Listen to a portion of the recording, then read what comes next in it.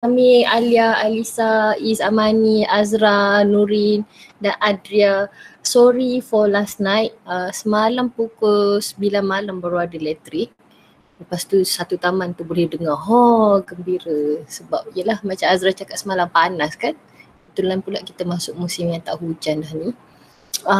Okay, hari ni kita sambung, kita cuba habiskan 8.2 dengan 8.3.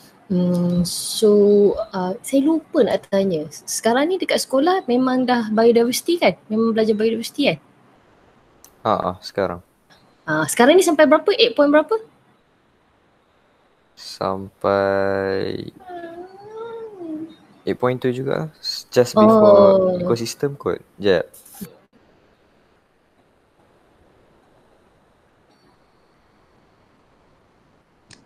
Kita orang baru buat group presentation pasal main features of organism tu. Yang mana? Yang ikut setiap kingdom ke atau main features yang microorganism tu? Ikut setiap kingdom. Okay, good. Baru 8.1. Baru nak masuk 8.2. Dah nak masuk 8.2 ya, good. So I have to go slowly lah yang ni sebab bukan revision ya, baru nak masuk ya. Alright. Okay, kita mula dulu. Okay. Kejap ya. Something wrong here. Kejap. Alright. I share this one. Continue. Okay, now let's take a look at the first one. So sebelum ni kita dah discuss mengenai features of each kingdom dan macam mana kita identify dan how do we name each of the organisms in each kingdom based on the features of each kingdom kan.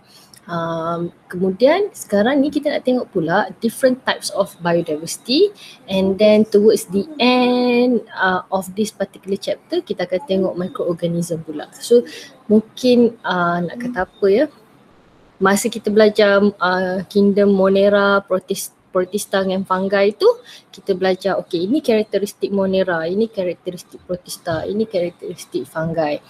Next ni kita akan belajar different types of organism, microorganisms yang ada dalam 3 kingdom ni plus virus. Okay, so itu kita punya lesson plan for today lah. So for biodiversity, there are 3 types of biodiversity. It can comes from a genetic variation or species variation or based on ecosystem variation. Jadi bila kita tengok biodiversity that caused by different types of ecosystem, okay, there are mainly 4 types of ecosystem available on the surface of the earth. The first one is lentic, and the second one is lotic. Lentic tu yang macam mangrove swamp ke, river ke, pond ke, lake ke, itu lentic lah. Lotic tu ocean, apa-apa yang dalam dekat coral reef tu, itu dah under lotic. Terrestrial, semua yang berada di kawasan daratan macam grassland, rainforest, different types of forest, itu bawah terrestrial. Dengan artificial yang kamu ada pernah buat terrarium tu, itu adalah salah satu contoh artificial ecosystem. Ecosystem yang dalam greenhouse is also yang memang the greenhouse tu kita kira sebagai satu ekosistem sebab dia semua yang ada dalam tu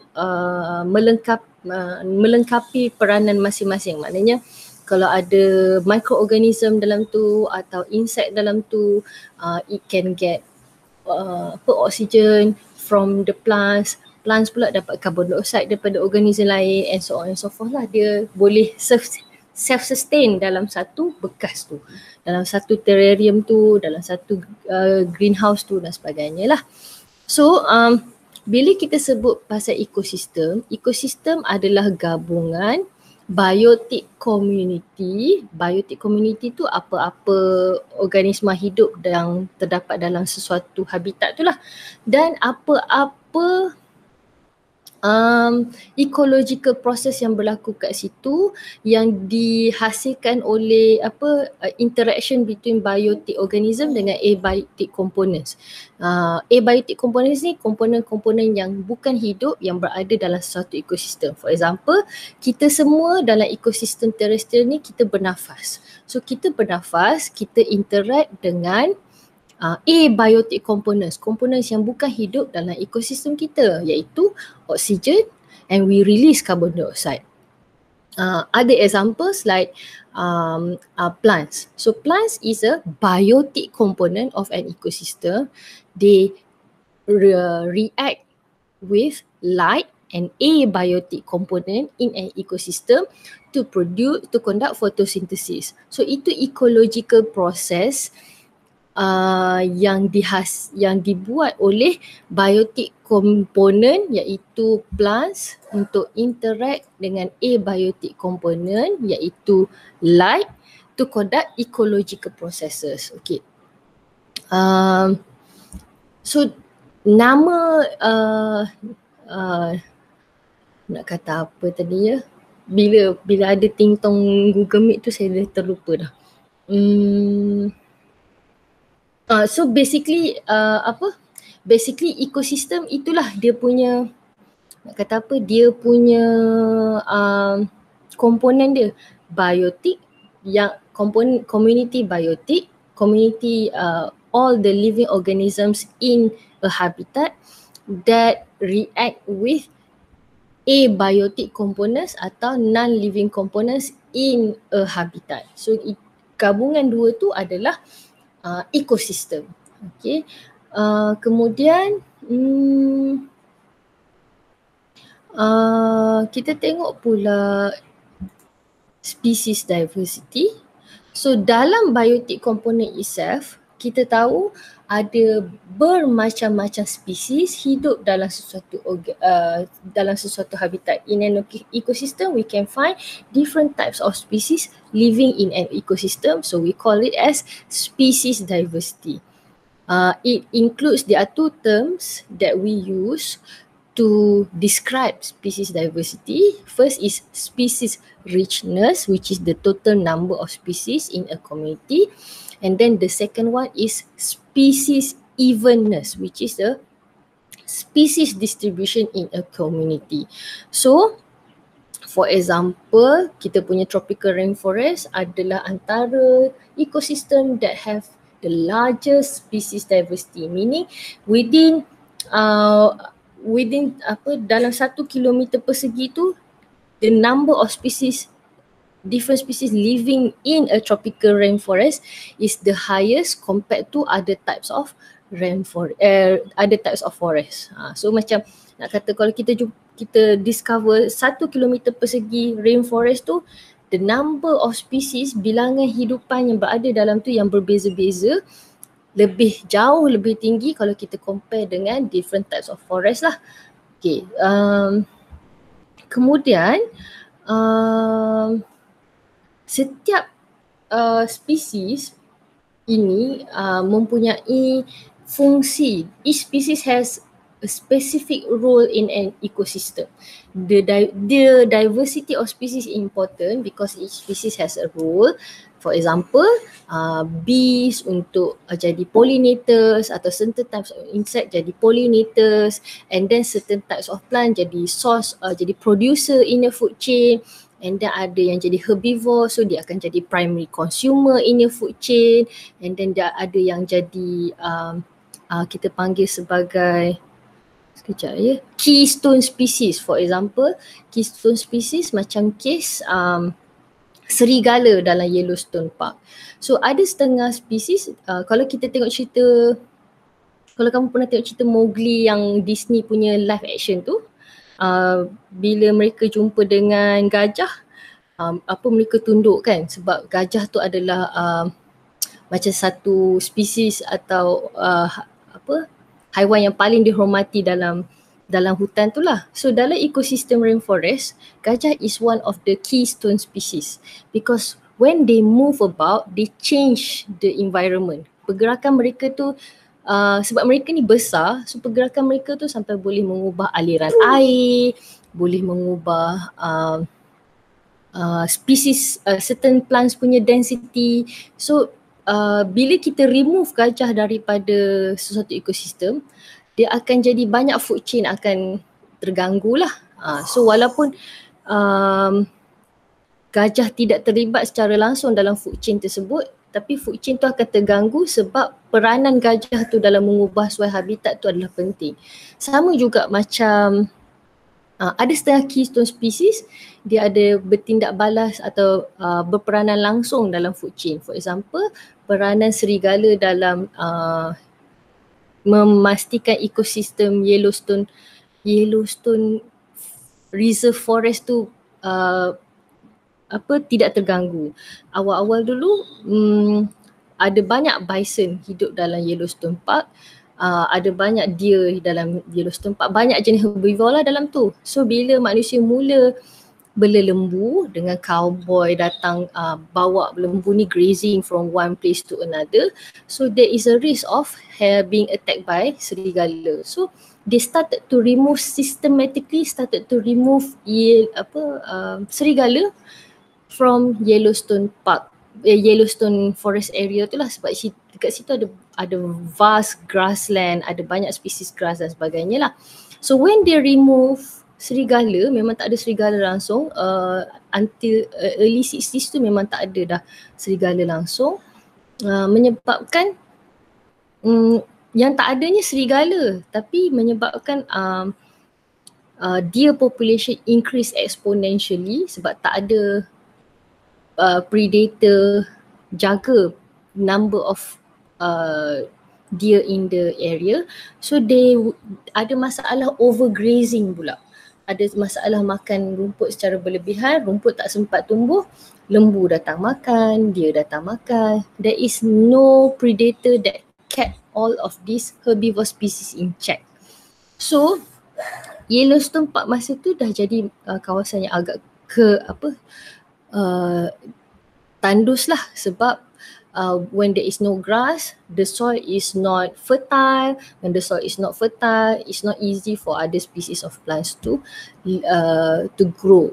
So when the wolves are reintroduced in the park, we can see there is a vast difference in the ecosystem. Ecosystem tu berlaku pemulihan lah. So walaupun serigala tidak berperanan secara langsung untuk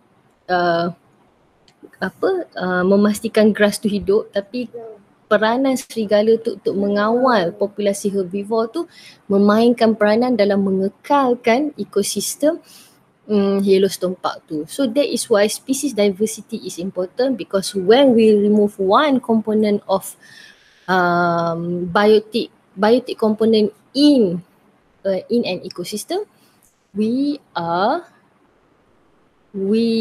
not just endangering atau changing the species diversity, we are also changing the ecosystem.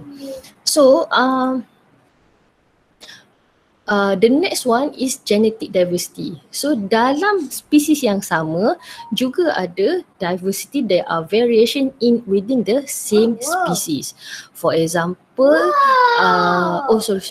For example, what we have seen among us lah, kita semua adalah manusia with the same species, but we can identify each other because each of us have differences in gene causing differences in features, several features. It's not just facial feature, mungkin differences in terms of ketahanan terhadap penyakit. For example, because of genetic differences, some of us are more susceptible to kencing manis atau more susceptible to certain type of cancer, for example. So within the animal kingdom, gambar yang saya tunjuk ni adalah gambar spesies peppered moth. Okay, peppered moth. Asalnya spesies moth ni kupu-kupu, dalam bahasa Melayu kupu-kupu. Kupu-kupu ni asal dia warna grey.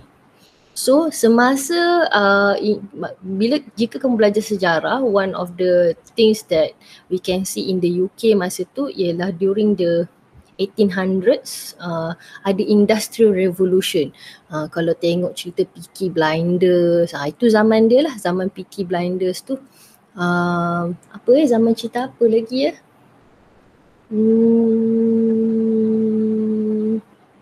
Nanti saya fikirkan zaman cerita apa lagi, movie apa lagi yang depicts Industrial Revolution masa tu. So semasa Industrial Revolution ada banyak habuk, kilang-kilang mengeluarkan banyak habuk. So habuk-habuk ni menyebabkan persekitaran tu banyak lebih terang lah. So all of these ashes lagi terang pula, lagi gelap. So asalnya, Allah saya terbalik. Asalnya grey moth ni warna putih macam sebelah kanan ni, warna grey. So bila Industrial Revolution, kilang-kilang banyak keluarkan habuk, so persekitaran sangat gelap. Jadi grey moth ni jadi lebih terang, nampak lagi senang untuk predator identify grey moth yang sebelah kanan ni, warna putih ni. So bila masa Industrial Revolution ni berlaku, ada satu variety of grey moth ni keluar. Masa tu disebabkan oleh genetic variation, muncul pula black moth. Grey moth ni version black, warna hitam macam ni, warna sebelah kiri ni. So bila keadaan ini berlaku, sudah muncul dua variety of grey moth. Satu warna putih, dipanggil grey tapi saya nampak warna putih, satu warna hitam. So during Industrial Revolution, white/grey population ni makin lama makin kurang sebab predator senang nak tangkap yang moth warna putih ni. Jadi yang banyak masa tu, yang berkembang biak masa tu ialah the black variety lah. However, after some time, the government started to impose laws to control pollution. So the number atau the pollution in the air started to reduce. So the environment has become much cleaner. Therefore, it is now easier to spot the black moth. Predator sekarang senang nak cari black moth compared to the grey moth/white moth tadi. Therefore, sekarang ni kita dalam keadaan status quo sekarang ialah grey moth atau white moth ni lagi berkembang biak compared to the black moth variety because the changes of the environment. So daripada situasi tadi tu saya nak ceritakan the differences in genes can be due to adaptation to different environments. For example tadi grey moth lah, ada keadaan yang berhabuk, sangat polluted, black moth yang persevere. Tapi semasa keadaan kurang pollution, grey moth pula yang persevere. Macam itulah. Okay, now let's take a look at this particular slide. Based on your understanding, which picture shows, saya kena tukar jadi ni sekejap. Saya tukar dulu. Okay, based on your understanding, saya tukar kepada draw Which picture shows an example of ecosystem diversity? Kamu bulat je warna orange. Kalau species diversity, bulat je warna biru. Genetic diversity, bulat atau indicate guna warna hijau. Okay. So, mana satu yang menunjukkan ecosystem diversity, mana satu yang menunjukkan genetic diversity, mana satu yang menunjukkan genetic species diversity, ecosystem diversity, genetic diversity. Tersasyur pula. Okay, sekejap. Okay. Let's go higher and higher. Wow.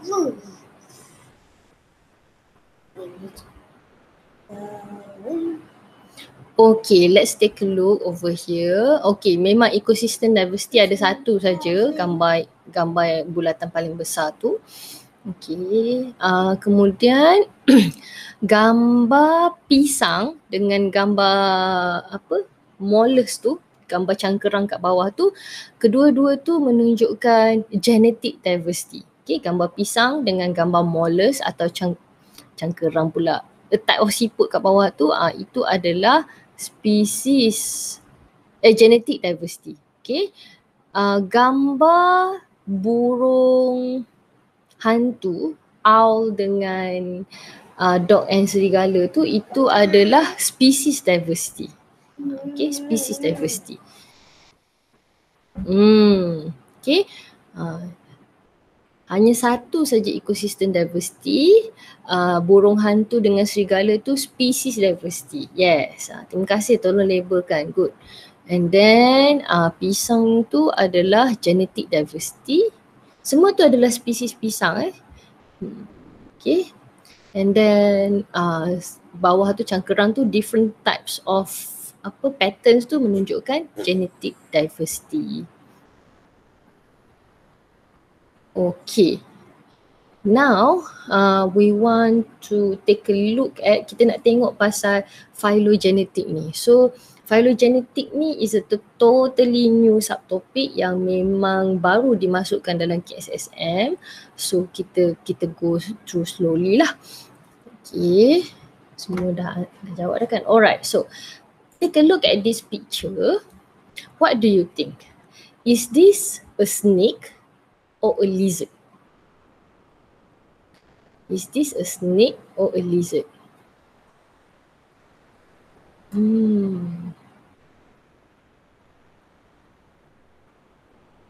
Oh, okay. Ada anak kata snake ya. Okay.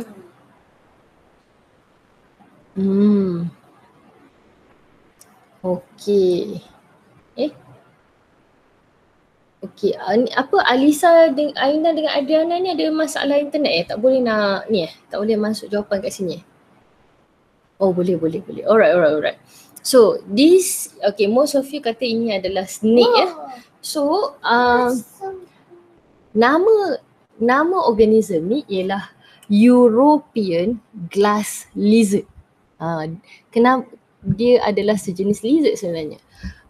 So dalam phylogenetic ni will explain why isn't this glass lizard considered as a snake. Macam mana menggunakan phylogenetic tree ni, biologists can categorize this particular species, specifically nak jadi snake ke nak jadi lizard. So dalam phylogenetic discussion nanti, kita akan discuss macam mana berdasarkan evolutionary relationship, dan berdasarkan daripada evolution daripada the earliest type of reptile atau the earliest type of amphibian dan sebagainya tu, dia akan berkembang, mengalami evolution sampailah jadi lizard. So based on the evolutionary relationship ni, kita boleh decide lah specifically siapakah dia punya, apakah kategori dia.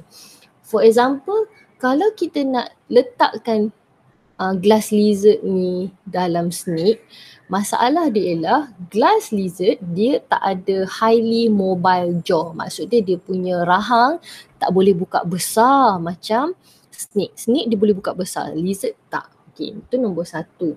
Nombor dua, lizard punya vertebrae tidak, dia punya vertebrae ratio tidak banyak compared to snake. Kalau kita nak banding bilangan vertebrae berbanding saiz badan, bilangan dia tak setara, nisbah dia tak setara dengan snake. Dua.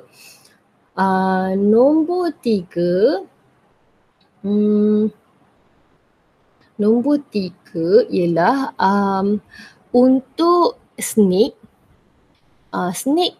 dia punya anus tu betul-betul dekat hujung. Dia dia punya tail it is a short tail located behind the anus. For lizard, the anus right after anus is a long tail. Tapi untuk snake, right after anus is a short tail. So ada tiga karakteristik untuk identify ini adalah snake yang tak dipenuhi oleh European glass lizard ni. Mobile jaw, number of vertebrae, location of anus, location of tail, length of tail after the anus. So kalau untuk snake, tail after the anus is very short. Okay. So cara untuk differentiate different type of species into each group is called phylogenetic tree. It is a hypothesis that explains the evolutionary relationships among a group of organism. Maknanya kalau nak kata kita nampak lizard dengan snake ni similar. So mungkin before this both of them comes from the same ancestor. So that particular ancestor menghasilkan mengalami evolution dan menghasilkan dua variety. Variety yang akhirnya jadi snake, variety yang akhirnya jadi lizard.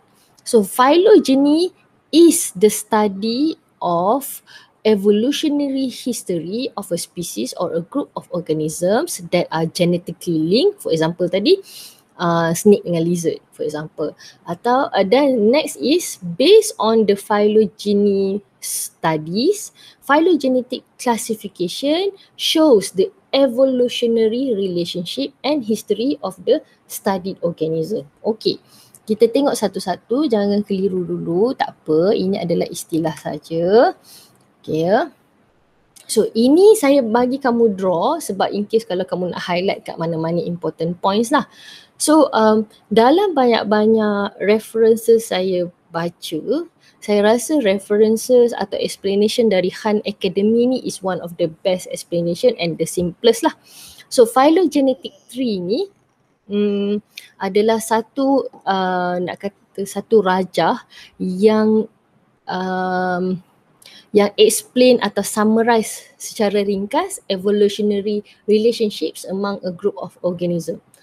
Okay, so katakanlah kita nak kaji sesuatu organism, so organism tersebut, species, that particular species kita tulis pada hujung ni. So kita nak kaji lizard dengan snake. So A, B, C, D, E tu kita letak lizard dengan snake sama ada dekat A atau B, dekat C atau D atau E for example So sebelum A dengan B terhasil, kalau kamu tengok dekat situ ada satu titik warna kuning. So titik warna kuning tu represents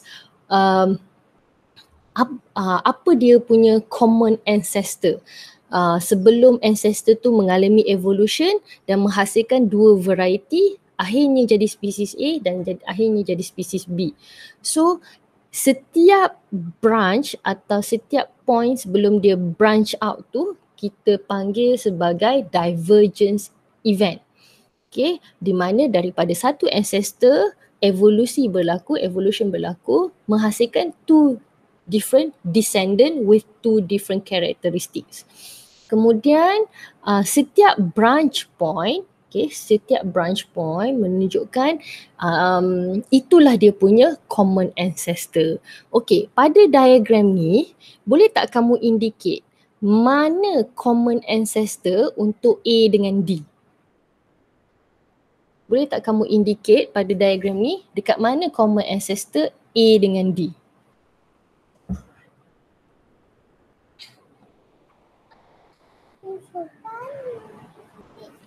Okay, yang ada dekat, yang saya pamerkan dekat Google Meet sekarang. Okay, yes, very good. Okay, yang saya pamerkan dekat Google Meet sekarang. Okay, ada yang dah tanda merah. Okay, merah dekat A dengan B tu, itu adalah common ancestor untuk A dengan B. So kalau kita nak cari A dengan D, yang banyak dot-dot yang kamu letak sekarang, ada dot warna pink lah, biru lah, that is very good. That is a good answer. Itulah common ancestor yang terdekat untuk spesies A dengan spesies D. So, two species are more related if they have a more recent common ancestor and less related if they have a less recent common ancestor. For example tadi, A dengan B common ancestor dia lagi dekat kalau kita nak banding dengan A dengan D. Betul tak? Sebab A dengan B immediately before them ada satu common ancestor. A dengan D, A tu kena pergi sebelum tu lagi maknanya dia punya grandfather tu yang ada common ancestor antara A dengan D. Okay, itu maksud dia. So A dengan B lebih related compared to A dengan D. Okay. So macam mana kita boleh hasilkan phylogenetic tree ni selain daripada kita merujuk kepada physical feature atau kita tengok anatomy dengan fisiologi, kita juga tengok dia punya DNA. Dekat mana similarity tu ada, dekat mana similarity tu ends. Okay, dekat mana similarity tu bermula.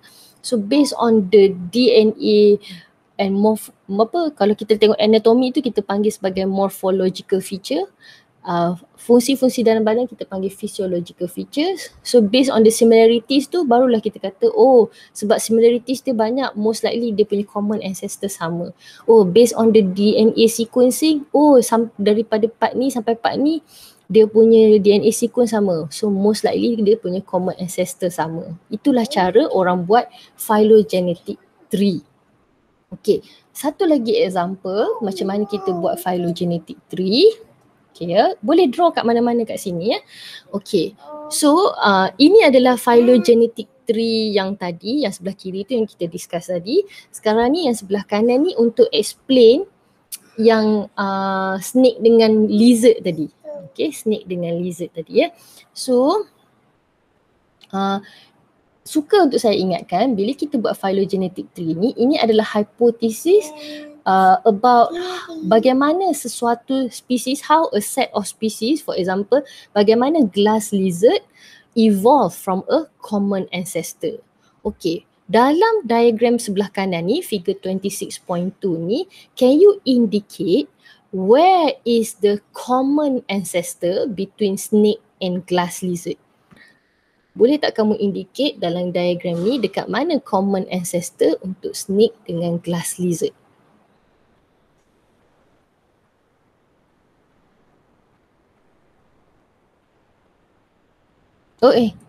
Saya lupa nak show response. Alright. Okay, snake dengan glass lizard. Okay. Dekat mana dia punya branching point tu kan? Buat garis pula.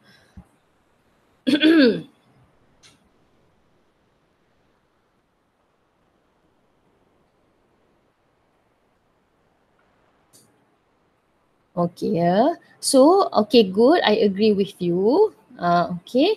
So, bila kita tengok phylogeny untuk lizard and of snakes, for example, kita nak tengok kat sini dekat gambar 26.2 ni ya. We know that both snake and glass lizard evolve from lizard with legs. Nampak ya, atas tu ialah ancestral lizard with legs.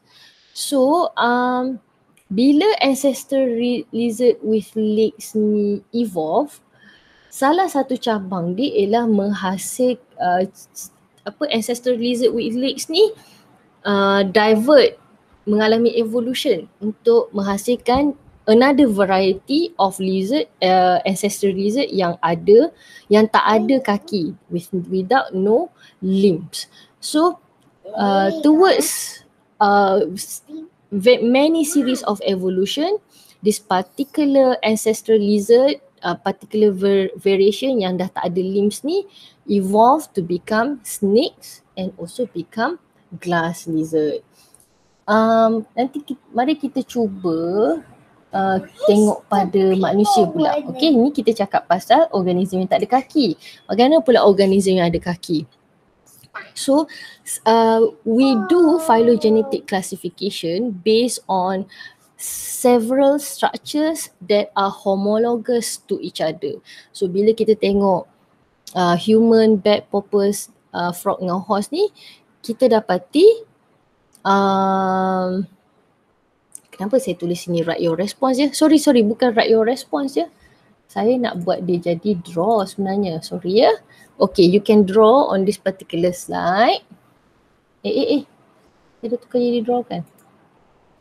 Draw. Okay, saya tukar jadi draw ya. So that you can draw in this particular slide. Kalau kamu nak catat nota ke apa boleh ya. So homologous structure ni, homolog tu maksud dia similar atau hampir sama. Bila kita tengok certain types of body parts or body anatomy, okay, bila kita tengok certain body parts or body anatomy, we can see that there are certain types, certain features of that particular anatomy indicates that we share the same ancestor. But when it goes down towards the evolution of that particular ancestor, the function of each structure may vary. Okay, bila kita tengok homologous structure, kita dapati ada bukti-bukti yang menunjukkan kita berasal dari ancestor yang sama, tetapi disebabkan evolution daripada ancestor tu sampailah sekarang, fungsi that particular structure tu sudah mula berbeza bergantung kepada apakah evolution yang dialami for that particular species. For example, all of these 5 organisms, 5 different species have humerus, radius, ulna, metacarpals and phalanges. However, the length, the density kan, bone density dah berbeza, the length have differentiate, the location and the function also have differentiate. Tapi the position is almost the same. Kita tahu humerus tu lah yang akan bersambung dengan pectoral girdle. So these 5 species still have pectoral girdle, tapi the size are different. Humerus dekat human lain panjang dia, humerus dekat bat lain, dekat frog lain, porpoise lain, dekat horse lain. Tapi kelima-lima organism ni dia punya humerus still attached to the pectoral girdle, for example. Sebab tu kita tahu ada similarities kat situ. And then at certain species, the radius dengan ulna sudah combine. For example dekat bat, okay, radius and ulna tu sudah bersatu jadi satu tulang, for example. But for species like porpoise ni is a type of dolphin. Dekat dolphin, species of dolphin tu, radius and ulna tu still differentiate from each other lah. And then metacarpals is the kita punya tapak tangan tu metacarpals and our fingers are phalanges. Okay. Jangan risau if you are still struggling to understand. I have a series of questions after this that we may apply the knowledge about phylogeny and phylogenetic classification within a different context, in a different context. Ini last kali explanation saya ya. Okay. So, macam saya sebut tadi, ini adalah explanation based on the textbook lah. Phylogenetic tree shows how a species or a group of organisms diverge from the same ancestor. Okay, ini adalah sama dengan buku teks. Sekarang ni kita tengok dekat sini. Kita tengok pada soalan yang ini dulu. Okay. So this is one example of phylogenetic tree. Sebelum kita identify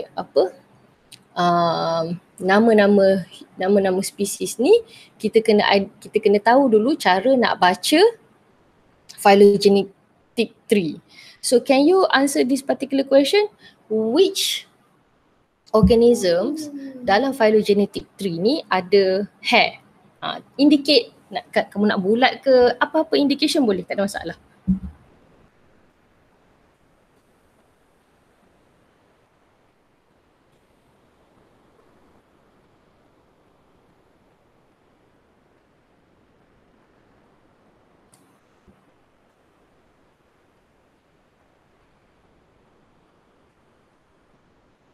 Okey.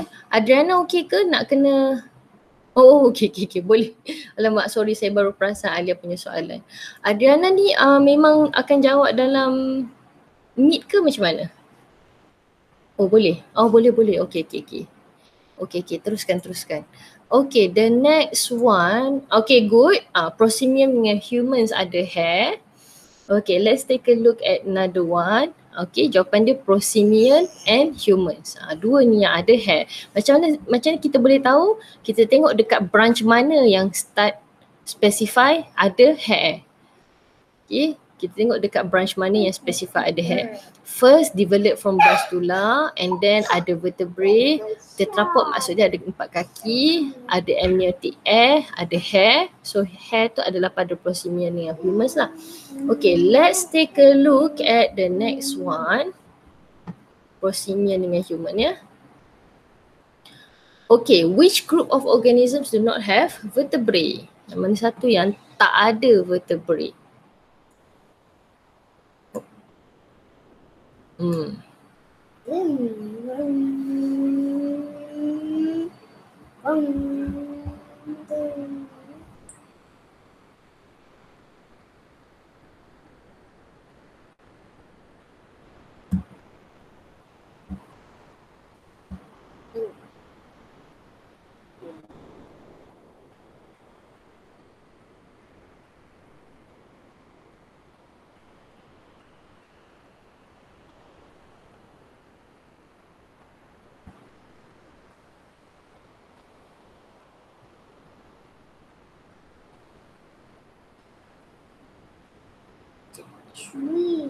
Okay, let's take a look here.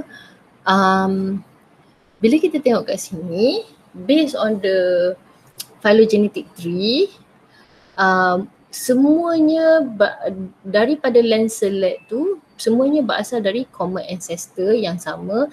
Right after that, ancestor dia sudah ada vertebral column. So only lancelet yang tak ada vertebral column. Only lancelet yang tak ada vertebral column. Lamprey, tuna, salamander, turtle, leopard semua ada. So the answer is lancelets only. Here, lancelets only. Alright, okay, let's take a look at the next one. Okay, ya, yang mana satu yang tak ada salah ni. Sorry, saya tukar soalan. This soalan ada error. Okay, which two organisms have hair? Sama macam soalan tadi, which two organisms have hair? Okay, ni very simple. Yang mana ada hair? Okay, senang saja. Primates and rodents. Very good. Semua dah jawab dengan pantas sekali. Okay, good. Okay, next one. Okay, next one. Let's take a look here. Okay. Which feature do all organisms inherit? Ada shark, tuna, frog, hare, caiman yang parrot. Antara A sampailah F, mana satu yang semua organism inherit?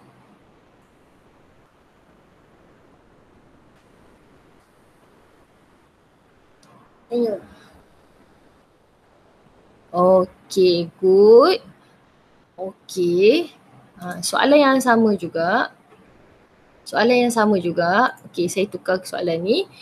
On this particular diagram, which feature inherited by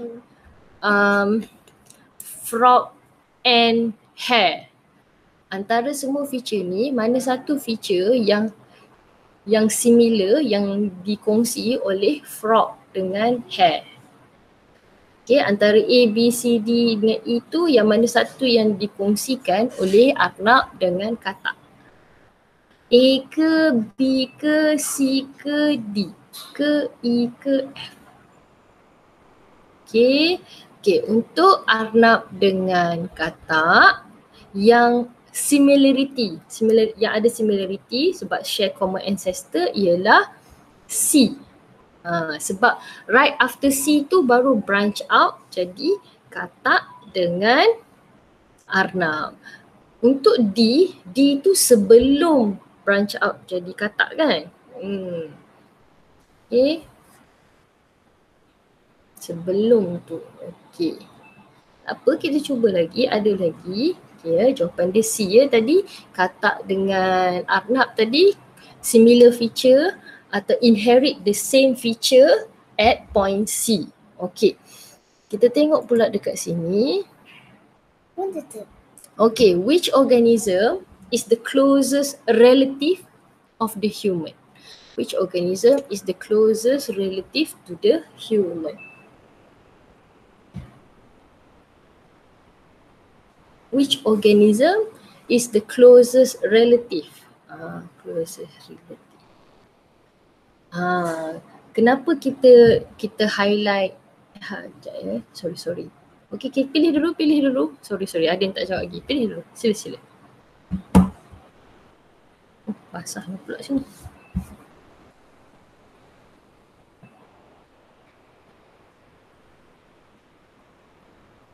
Okay. Semua dah jawab Okay, so soalan dia ialah which organism.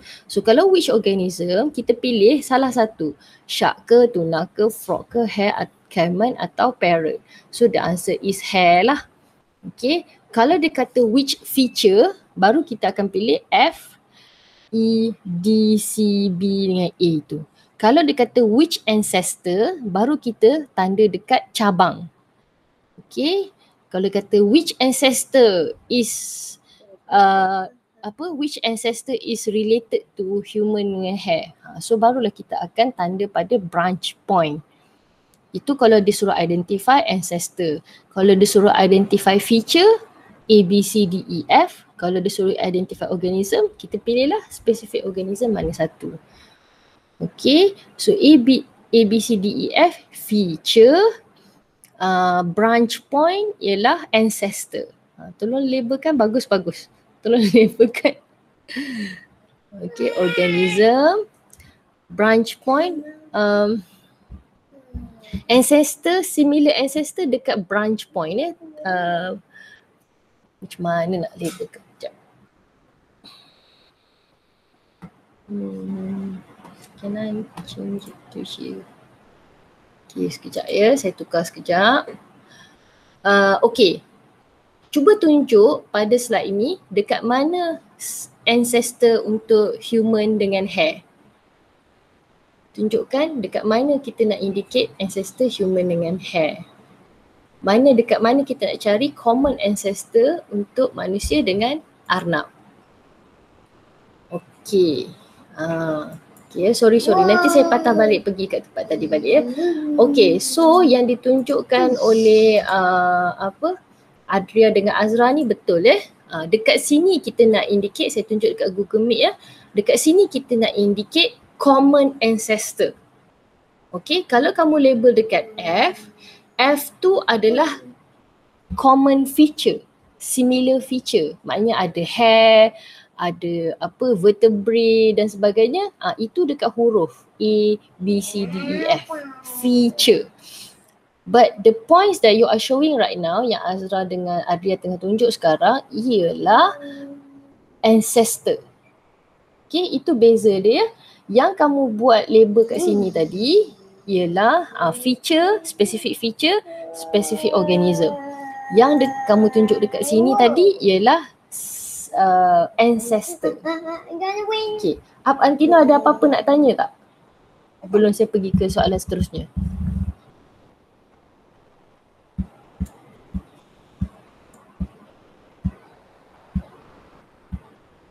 Okay, setakat ni okay ya. Alright. Okay, tak apa. Okay, mari kita tengok dekat soalan seterusnya pula. Okay, sekarang ni kita nak tengok feature. Dalam semua ni, which trait only humans have? Okay, which trait only humans have according to the diagram?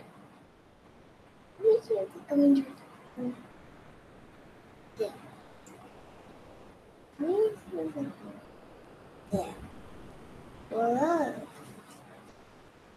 Backward.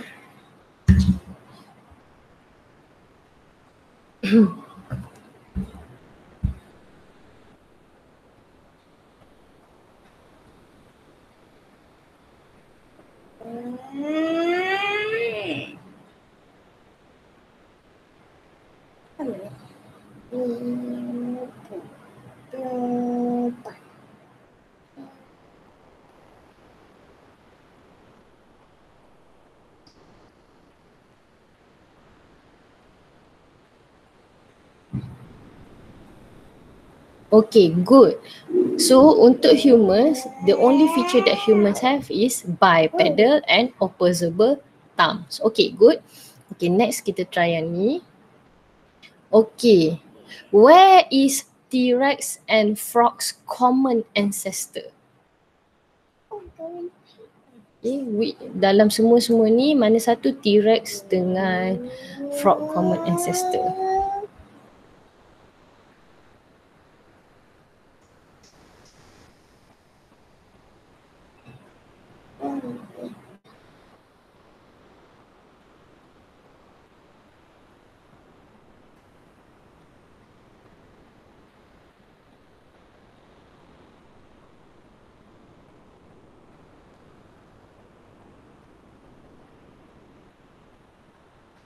Okay, very good. Okay, so the common ancestor is, Alisa okay ke? Alisa boleh ke?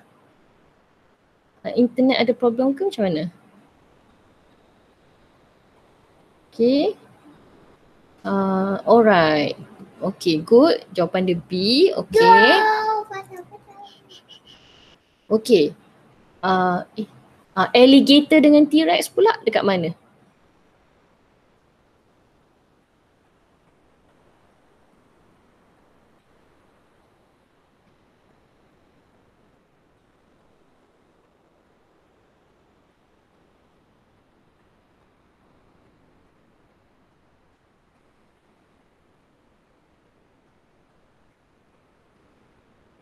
Okay.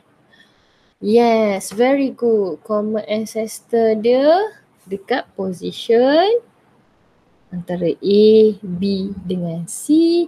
We can see that the branch indicated by C shows the common ancestor between alligator and T-Rex. Very good. Okay, last question about phylogenetic tree. Which two animals are most closely related? Which two animals are most closely related?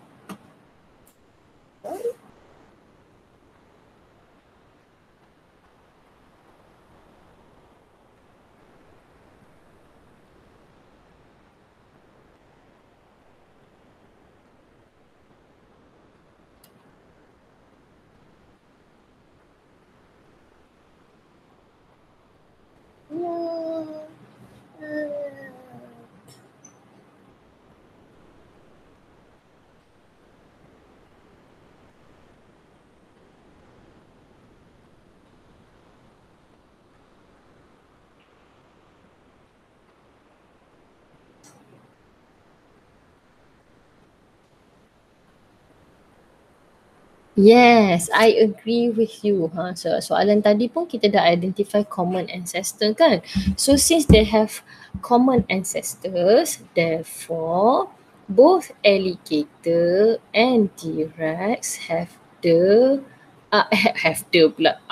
the two animals that are most closely related. Bagus, syabas. Okay, so sekejap ya. So kita dah habis pasal phylogeny and phylogenetic tree. So are there any questions you want to ask? Ada apa-apa nak tanya tak?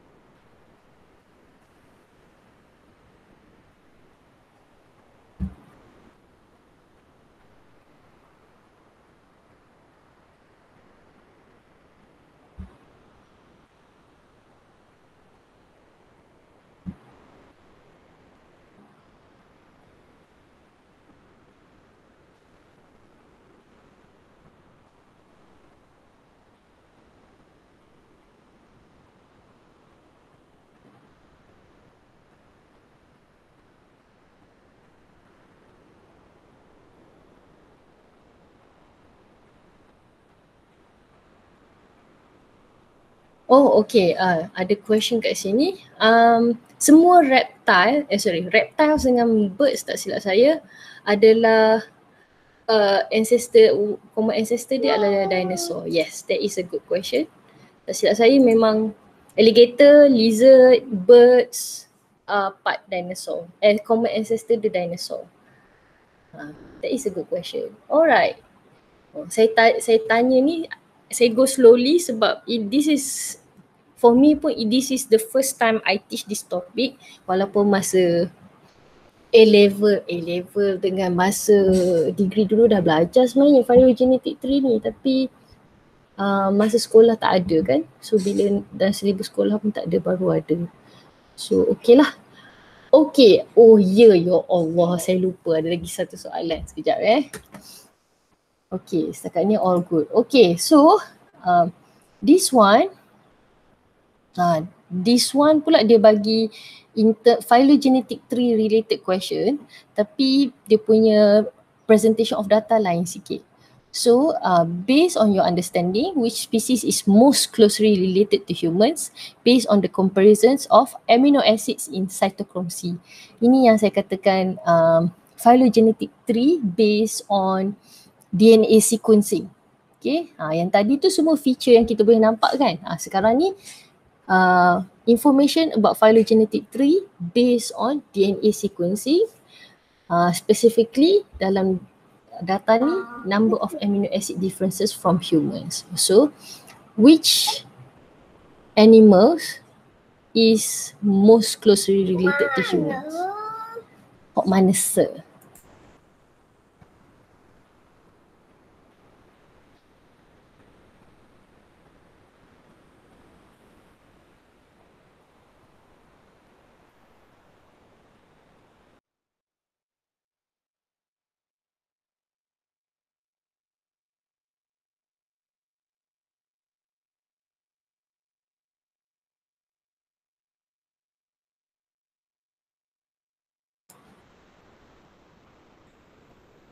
Okay. Okay. Let's take a look at your answer. So, bila kita tengok dekat sini, yang paling tak ada difference ialah chimpanzee lah. So, since the differences is 0, so among all of these organisms, chimpanzee lah yang most closely related to humans. Alright, so the answer is chimpanzee ya. Alright, so let's take a look at this one. Okay, lastly, as a summary, okay, kenapa kita kena belajar pasal biodiversity ni? Macam sebelum ni pun ada tanya kan pasal kenapa kena belajar pasal kingdom lah, pasal classification lah. Sebabnya when we understand the variety of species that we have, we can classify and understand the function for each species. We can utilize the knowledge so that we know that which type of organism atau species yang kita boleh utilize sebagai sources of food and medicine. For example, yang paling ni lah, yang sekarang ni tengah famous dalam Korean beauty products, kalau kamu perasan, ialah centella. So centella is basic pegaga. Centella itu is a species of pegaga, ulang pegaga yang mak-mak kita, tok nenek kita punya ancestor pun banyak makan. So centella asiatica atau pegaga is one of the newest craze of Korean beauty products. So it is a source of itu contoh satu source of medicine lah, sebab it is high in antioxidant, so it is good for topical medicine lah, sebab untuk sapu dekat kulit apa semua, very good lah. And then of course bila kita tahu species diversity, it can maintain balance in nature. Kita tahu dah kenapa certain species ni kita nampak macam tak berguna dalam hutan. Rupa-rupanya bila kita tahu fungsi dengan peranan dia, kita tahulah how it maintains balance in nature. And then of course for education and scientific research. For example, sebelum ini bila kita nak kaji fungsi hormon kan, ataupun fungsi certain types of neural pathway, kita tak tengok pada human tau. Sebab human punya neural pathway ni is very intricate. So kita study dekat simpler organism. For example, kita nak kaji the effects of serotonin towards towards the brain. So kita tak kaji nak kata apa, to make a to specify our research about serotonin, kita tengok pada simpler organism. Salah satunya kita tengok pada lobster. Sebab lobster dia punya neural pathway is very simple and hormon dia pun tak banyak. So bila kita tengok kesan serotonin terhadap kesan serotonin terhadap lobster's brain, kita tahulah, kita boleh specify bila lobster tu bersifat atau buat tindak balas macam ni sebab serotonin tu pada concentration tinggi atau rendah. So based on that conclusion, kita extrapolate the data, kita tengok pula pada human. Adakah the same situation berlaku dekat human? Human similar tapi varied sikit sebab ada hormon-hormon lain juga yang involved in our nervous system. So sebab itulah understanding biodiversity can also help us to understand the functions of humans, the functions of different organisms, the function of ecosystem better by doing scientific research. And of course, bila ada biodiversity ni, it is a good source of recreation. So kalau dalam konteks soalan SPM, topik ini adalah satu contoh. Kalau saya akan letak ini sebagai soalan bahagian C. So bahagian C ni dia memang open, soalan yang open, soalan yang meminta pendapat student. Tapi kita punya pendapat tu perlulah disokong dengan biological knowledge. So for example, katalah dia bagi gambar rainforest ecosystem. So dia minta kamu explain in your opinion atau suggest and explain the importance of biodiversity of this particular ecosystem on the environment and humans. So saya akan bagi ini sebagai soalan esei 8 markah. 4 kamu cerita pasal importance on environment, 4 lagi points untuk importance for humans. Selalunya macam itulah. So kita, for each point here, we have to give specific examples. So dia punya soalan lebih kurang macam essay questions dalam BM atau BI. Dia minta kita punya pendapat. Beza dia ialah we must support each point with our biological knowledge. So saya belum lagi jumpa soalan yang betul-betul baik dan sesuai dengan kamu punya level. Nanti bila saya jumpa nanti saya akan share pada next session nanti. So sekarang ni dah pukul 10.10. So untuk second session kita break dulu 20 minit. Nanti kita masuk pukul berapa ya?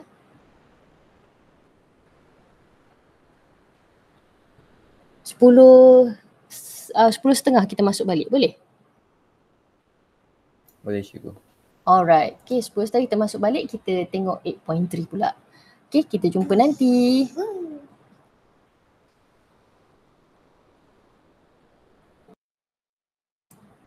Habis pukul berapa? Sekejap ya, 10.30, 11.30, 9.45 Azra.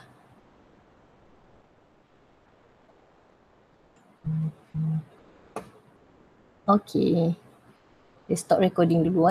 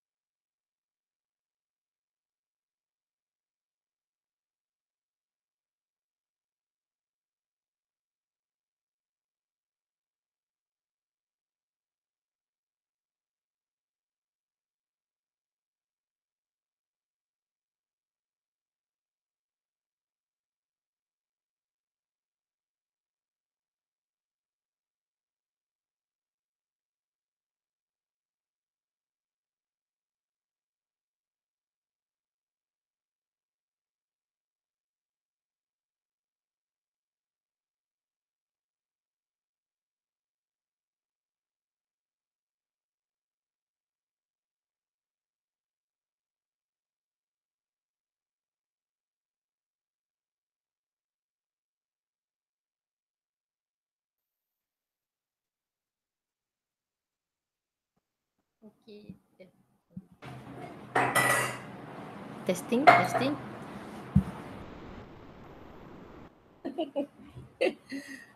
Kelakar betul lah kamu ni. Okay. Let's take a look at this one.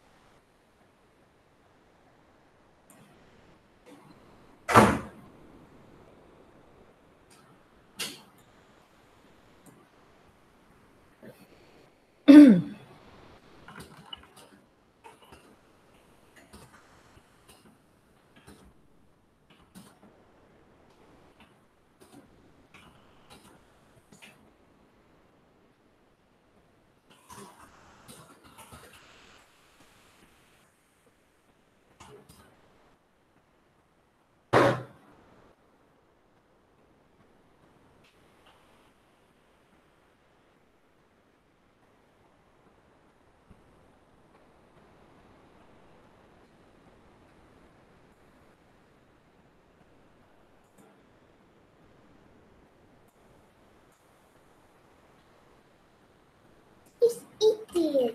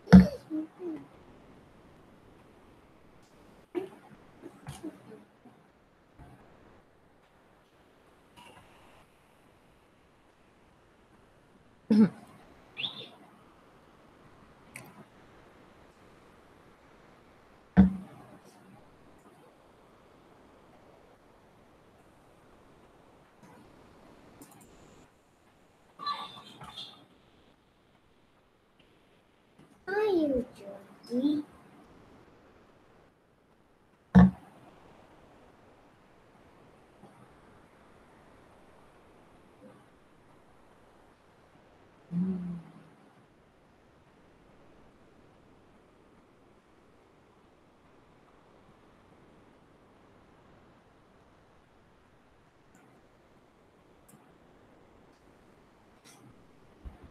Say hi, Georgie. Hi Georgie. Hi Georgie. Alright. Oh, saya dah start recording. Okay, dah start recording. Okay, Alhamdulillah. Terima kasih. Thank you for coming back. Okay, for this particular subtopic, we will be focusing on microorganisms and viruses. So basically, we are going to talk about organisms in the kingdom Monera, Protista, and also fungi. When we talk about kingdom before this, we talk about bacteria, archaebacteria, archaebacteria, eubacteria, protozoa, and then fungi as several examples of microorganisms. So sebelum ni kita cakap dalam konteks kingdom, microorganism ni dalam kingdom masing-masing. Sekarang ni kita nak cakap pula benda lebih kurang sama, organism yang sama, tapi kita nak pergi lebih detail lagi mengenai microorganism ni. Sebab itulah subtopik ni ada. So the first one that we are going to talk about is bacteria. So Bakteria ni adalah macam kita discuss sebelum ni, bakteria adalah prokaryote. So since they are prokaryotes, they do not have nucleus because they don't have nuclear membrane. The only organelles that they have is ribosome, macam kamu label kat situ, ribosome. And then since the genetic information, all of their genetic information, their DNA is not enclosed in nuclear membranes. So kita nampak dia punya DNA tu in the form of chromosomal threads free floating inside the cytoplasm. Tak ada apa, it is not membrane bounded sebab tak ada nucleus membrane. Some types of bacteria also have plasmid, which is a circular DNA. So plasmid tu adalah DNA dalam bentuk circle which also carries extra genes. Salah satu bakteria yang ada plasmid ni contoh dia ialah E. coli, dan because they have plasmid, the existence of plasmids inilah yang kita gunakan dalam sebab E. coli ni ada plasmid lah, kita gunakan E. coli untuk production of human insulin. So what we do is, since plasmid carries extra genes, we include a part of human gene that coded production of insulin. Gene manusia yang ada maklumat cara-cara untuk produce insulin, kita insert dalam plasmid E. coli, and then E. coli will reset itself and start to produce insulin. So insulin in mass production lah. So mass production of insulin yang kita ada sekarang, basically dia bela E. coli yang plasmid dia modified to carry genetic information to produce insulin. So this is why we need to understand bacteria, ada application dia kan. So kita tengok kepada labeling. Okay, kita tengok satu example kat sini, Alia punya. So okay, saya setuju. On the left side, the first label is plasma membrane, and then cell wall, and then capsule. So capsule tu is made out of peptidoglycan yang kita bincang sebelum ni kan. And then flagellum is double L ya Alia. Flagellum is double L. If there is more than one flagellum, ada banyak flagellum, kita panggil flagella lah. And then on the right side, top cytoplasm followed by ribosome, and then nucleoid, yes nucleoid, and also plasmid. Kita tak panggil nucleus sebab it is not membrane bounded, so kita panggil nucleoid. Okay, and then plasmid is the circular DNA that I talked about earlier. Okay, now let's take a look at the next one. Okay, now untuk bakteria, okay, it can be 1 to 10 micrometer long. It exists as a unicellular organism atau exists as a single cell, or a diploid, a pair, in filaments, chains or cluster. Tapi dia, walaupun dia bentuk chain atau dia bentuk cluster, kita masih tak panggil dia sebagai multicellular bacteria lah. Dia masih unicellular. Okay, so now bacteria exist in basic shapes such as coccus, vibrio, bacillus and spirillum. So there are 5 pictures here. Can you identify which one is the coccus bacteria, which one is the vibrio bacteria, bacillus bacteria and spirillum bacteria? Mana satu?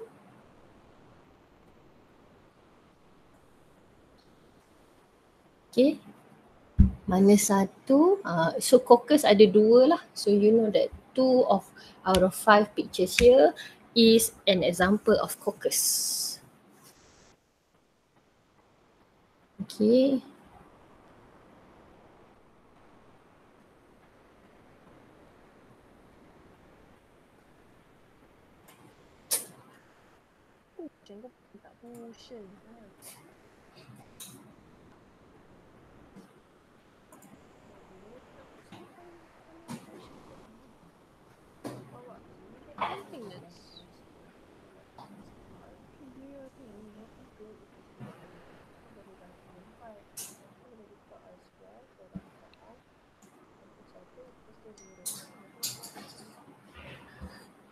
Oi. Sorry cikgu. Tak apa. It's okay. Okay, so okay, dekat gambar ni bakteria yang ada background warna pink tu, the first picture on the top row is Staphylococcus aureus. So the first one is a coccus. The second one warna purple bulat-bulat tu Streptococcus sp, so it is a coccus juga. So first and second tu ialah warna merah. And then yang the third one from the left, nombor 1, 2, 3 from the left tu is Lactobacillus sp, which is a bacillus warna hijau, Lactobacillus yang untuk buat yogurt tu. And then yang dekat bawah ni ialah nama bakteria ni ialah Vibrio cholera. Okay, Vibrio cholera. So yang ni adalah koma. So warna purple dekat sini.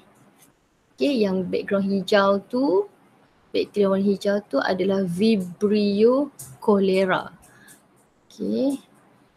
And then kejap. Ya. Ada seorang yang ada error kat sini, dia tak bergerak ya. Okay, let me check first.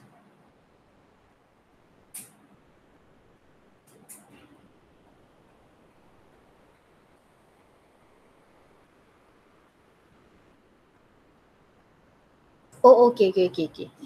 Sorry. Let me check back. Okay, so yang background warna hijau tu, itu adalah spirillum ya, saya salah. Okay, saya yang salah. Saya salah check.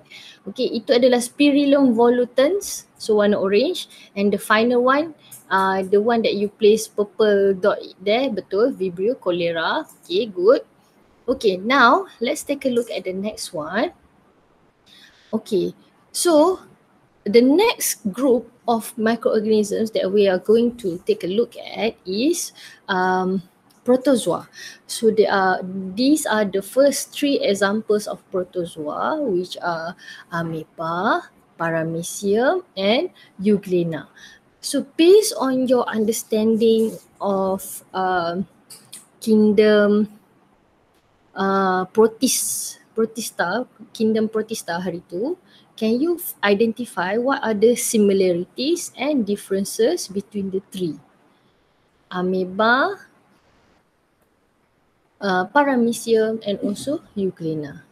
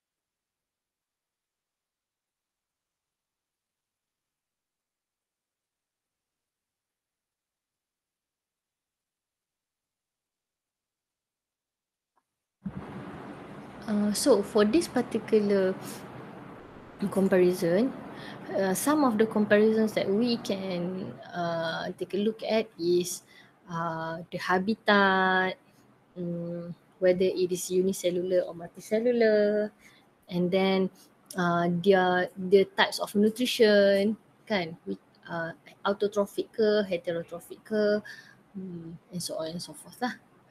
Movement pun okay, movement pun boleh.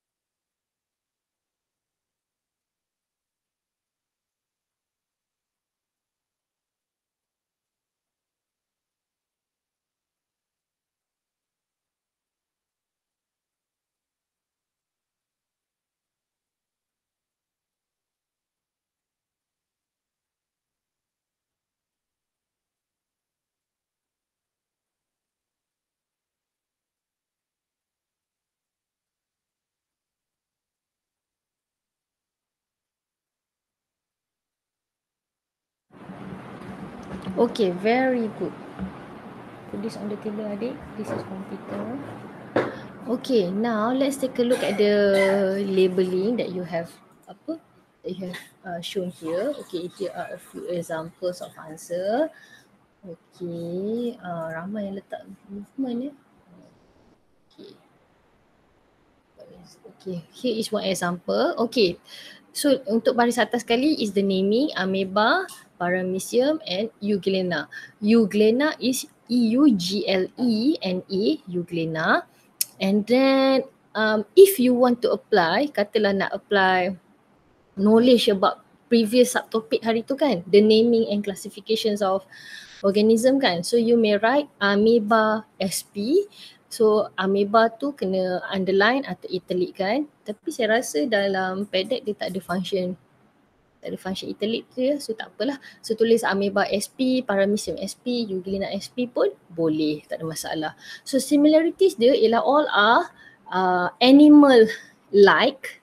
Okay, all are animal like and all are unicellular organism and all can be found in aquatic habitats kan. All live in a aquatic environment. So ada 3 similarities, ketiga-tiga dia adalah animal like, unicellular and live in aquatic environment. Itu dia punya 3 similarities. Saya boleh pecahkan walaupun dalam textbook dia tulis animal like unicellular microorganism. Animal like tu satu, unicellular satu, live in aquatic habitat tu satu. Okay, and then differences that we can see here. Okay, good. Adriana mencadangkan perbezaan dia in terms of movement. Amoeba move using pseudopodia, paramecium using cilia and euglena uses paramecium. Okay, in terms of nutrition, saya teringat saya teringat hari tu ada salah seorang daripada kamu tanya pasal amoeba ni parasitik ke tak. So amoeba and euglena both are parasitic. Paramecium saja tidak parasitik. Okay, so amoeba dengan euglena are both parasitic, meaning if they are inside our digestive system, it can cause harm in our body. Paramecium ni does not cause harm. Malahan, if there are certain types of fungi live in our digestive system, paramecium ni boleh attack fungi tersebut, parasitic fungi tersebut. So all of the 3, only paramecium is not parasitic. And then of the 3, amoeba dengan paramecium both are heterotrophic, but euglena, as you can see inside there are dots, green dots inside there. So the green dots represents are chloroplast. So euglena dia special, dia autotroph dan heterotroph. Okay, so you may add into your differences. Amoeba heterotrophic, paramecium heterotrophic, euglena can be both autotrophic and heterotrophic. Okay. Sekejap ya.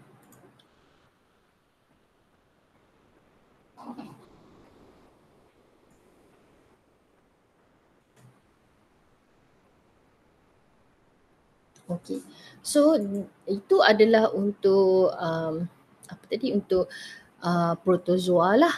So ini adalah 3 protozoa yang paling famous, amoeba, paramecium dengan euglena. Sebelum ni kita cerita pasal amoeba dengan paramecium saja. Hari ni kita tambah euglena. Dia sedikit sophisticated compared to the 2 because it has chloroplast. It is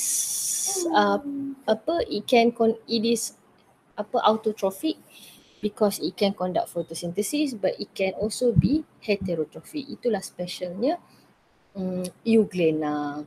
Okay, the next one is algae. So untuk algae, algae are unicellular, can be unicellular, can be multicellular. Algae, some algae have flagellum that enables them to move in water. They are autotroph because they have chloroplast, but they do not have true leaf, stems, or also roots. since they kenapa diorang tak ada leaf, stem dengan roots? So most of them are very small, have very large total surface area per volume ratio, therefore they are able to absorb materials for photosynthesis better without the use of leaf, stem or root. Itu untuk unicellular algae. For multicellular algae, they have different structure that apa nak kata kita panggil sebagai proto atau proto it is a modified version or simpler version or more nak kata apa more primitive version of leaf, stems dengan roots. So kita tak panggil dia leaf, stem and root sebab dia lebih primitif struktur dia. Algae can be found in ponds, lakes and ocean, and some references also argued that they can also be found on kejap soalan. Yes. But even though they are not green, they have chloroplast, but they don't, maknanya macam dia punya chloroplast tu absorb different spectrum of light. Sebab tu warna dia bukan green. Okay. Apa yang nak sebut tadi? Oh yes, in terms of habitat, algae can be found in pond, lakes and ocean, and it can also be found on the surfaces of moist soil or rocks. So kawasan permukaan yang sentiasa basah, macam dekat air terjun ada takungan-takungan air dekat batu-batu tu kan. So kita boleh jumpa jugalah algae dekat situ. So even though, macam saya sebut tadi lah even though they have specialized tissues, but what they have specialized tissues untuk absorb water, specialized tissues untuk conduct photosynthesis and so on and so forth, dia punya structure tu tidak adalah primitif, is not a true stem, a true leaf or a true root. Kita nampak macam stem, leaf and root tapi bukan ya. So kita tak panggil lah itu sebagai structure leaf, stem atau roots. And then walaupun mereka ni ada dia punya cell wall, similar to plant cell, they have cell wall that is made out of cellulose. Tapi kalau kamu tengok pada permukaan Fucus sp dengan brown algae ni, kita nampak dia permukaan dia nampak shiny because they are slimy. The surface are slimy because a part of cellulose, a part of it, the cell wall is also made out of pectin. So kita nampak dia slimy. Dia sama in terms of ada cellulose tapi sedikit variety sikit sebab dia ada pectin. Oh yes, satu lagi ialah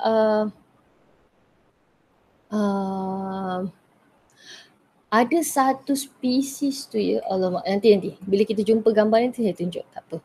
Okay, now for the next one, can you help label the structure of muco over there?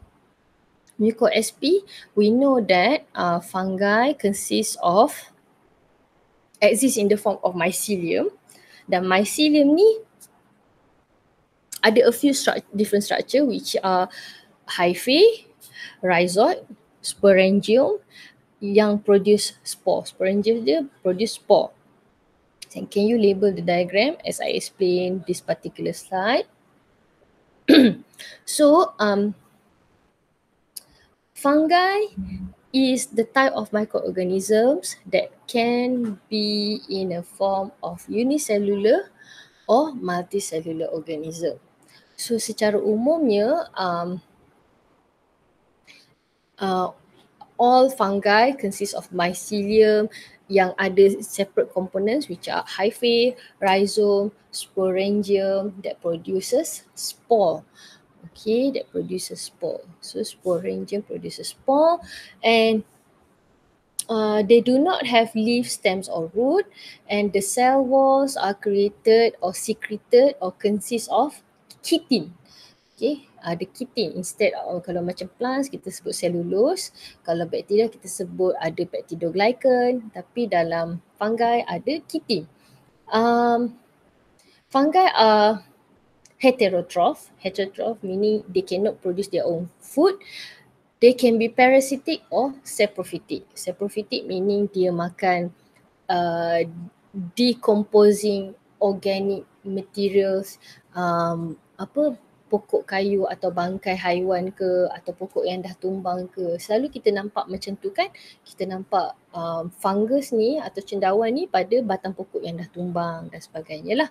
So it can be found in dark or moist places and on decomposing or dead organisms. They do not like high light intensity. They do not like high temperature because of the way they digest food. So the way they digest food nanti kita akan tengok dekat the role of microorganism ya. Sebab the way they live, the way they digest food tu explains why they like dark or moist places.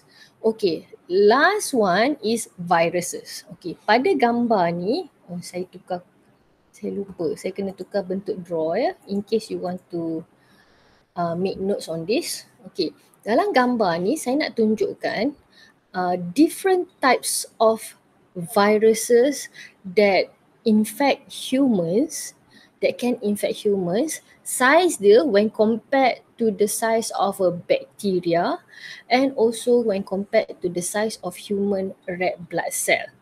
So virus ni very very small dan virus ni kita tak letak dalam mana-mana kingdom sebab dia bukan living organism.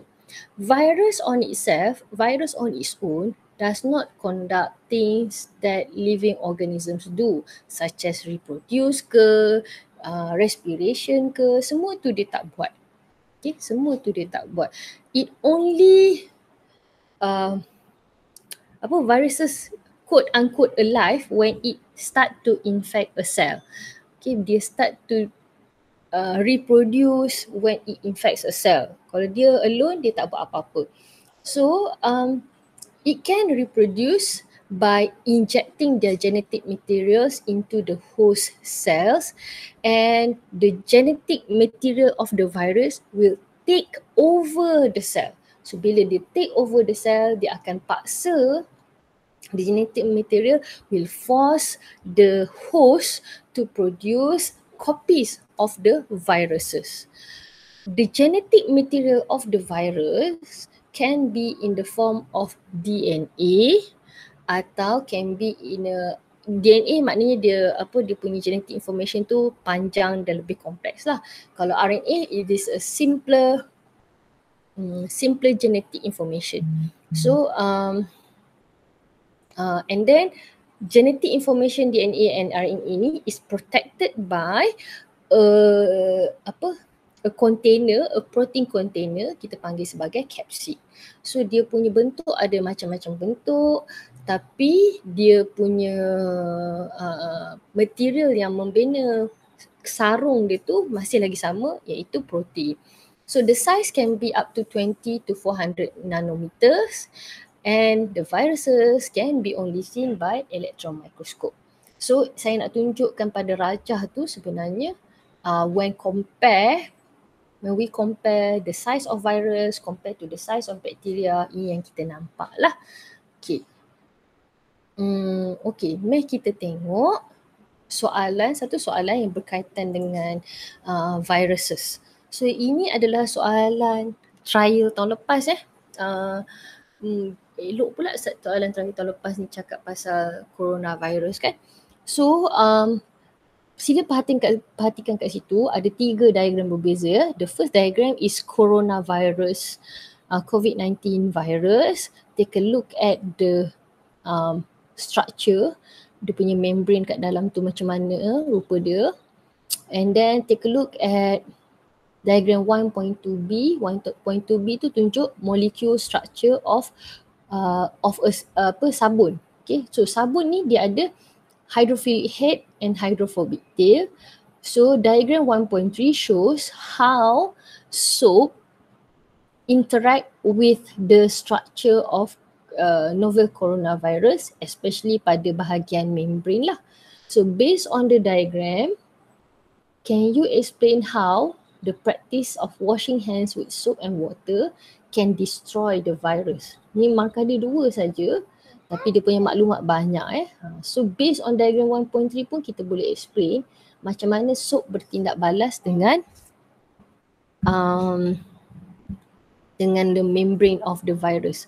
So dia punya pengetahuan untuk jawab soalan ni ada kaitan juga dengan pengetahuan kita pasal structure of plasma membrane and then ada juga kaitan dengan bila kita belajar pasal phospholipid molecule tu kita belajar istilah hydrophilic dengan hydrophobic tail. So kalau sekarang ni bila sabun tu datang, hydrophilic head tu akan pergi pada bahagian mana pada virus. Hydrophobic tail tu akan pergi pada bahagian mana dalam virus. Cuba tengok dekat diagram 1.3 tu. Last apa jadi pada membrane tu dan apakah kesan dia bila kita dah start wash away with water.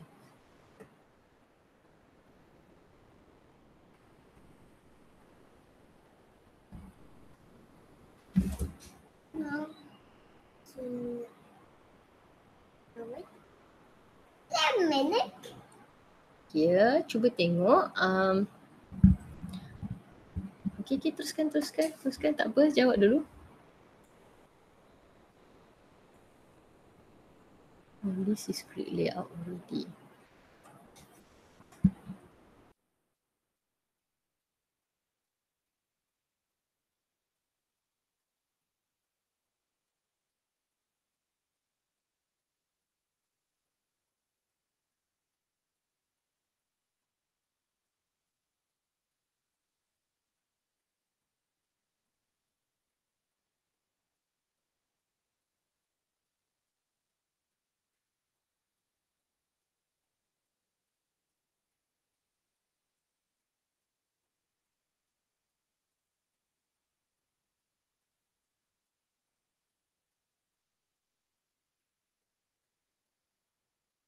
Cikgu, Yes. the diagram tu tunjuk yang the hydrophilic head tu pecahkan the virus hancurkan. The whole structure tu yang akan hancurkan both the combination of dua-dua molekul sabun tu akan pecahkan structure. Cuma macam mana dia pecahkan structure? Hydrophobic tail tu akan penetrate which part of the membrane. Hydrophilic head tu akan pergi ke mana? Akan bonded with which part of the membrane. Kita sabun dengan air kan?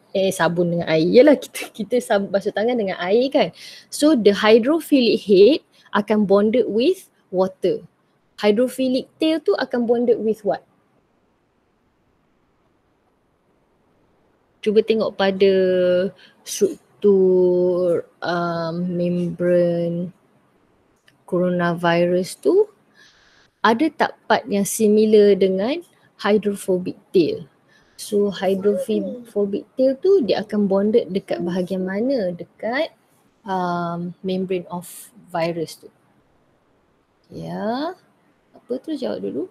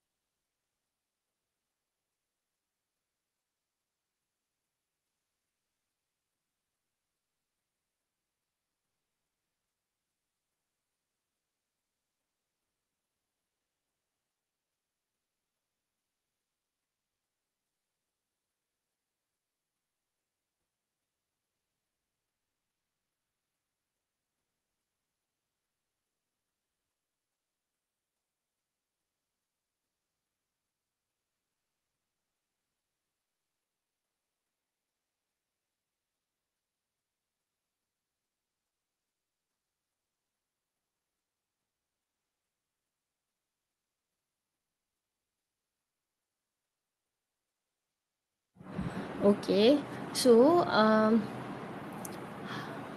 yes, good. Hydrophobic head will bonded with water. Hydrophobic tail will bonded with what? Which part of the virus? Pada membrane tu ada apa? Apa yang similar dengan hydrophobic parts?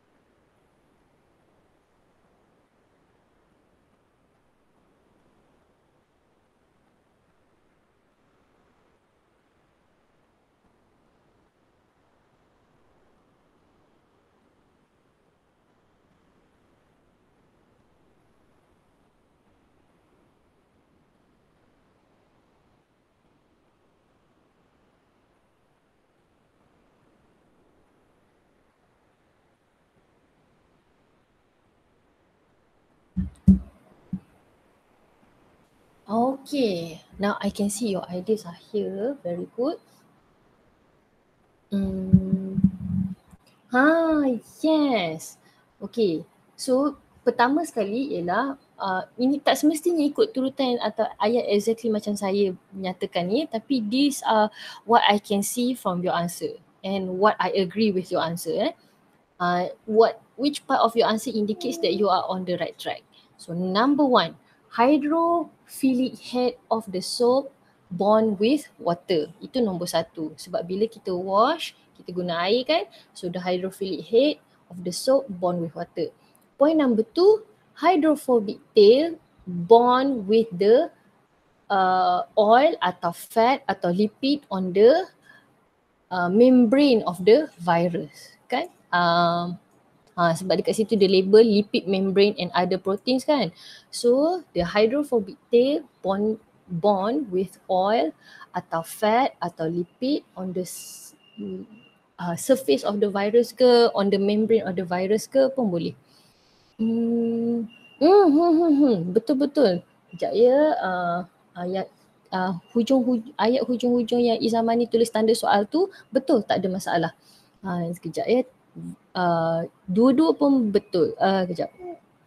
Left vulnerable, lepas tu trapped in the soap molecules. Itu dia punya sequence lah. Basically the second last sentence yang Izamani tulis dengan third last tu, itu adalah sequence dia. Virus is left vulnerable and subsequently trapped in the soap molecules. Okay, sekejap ya. Kita baru dua ya.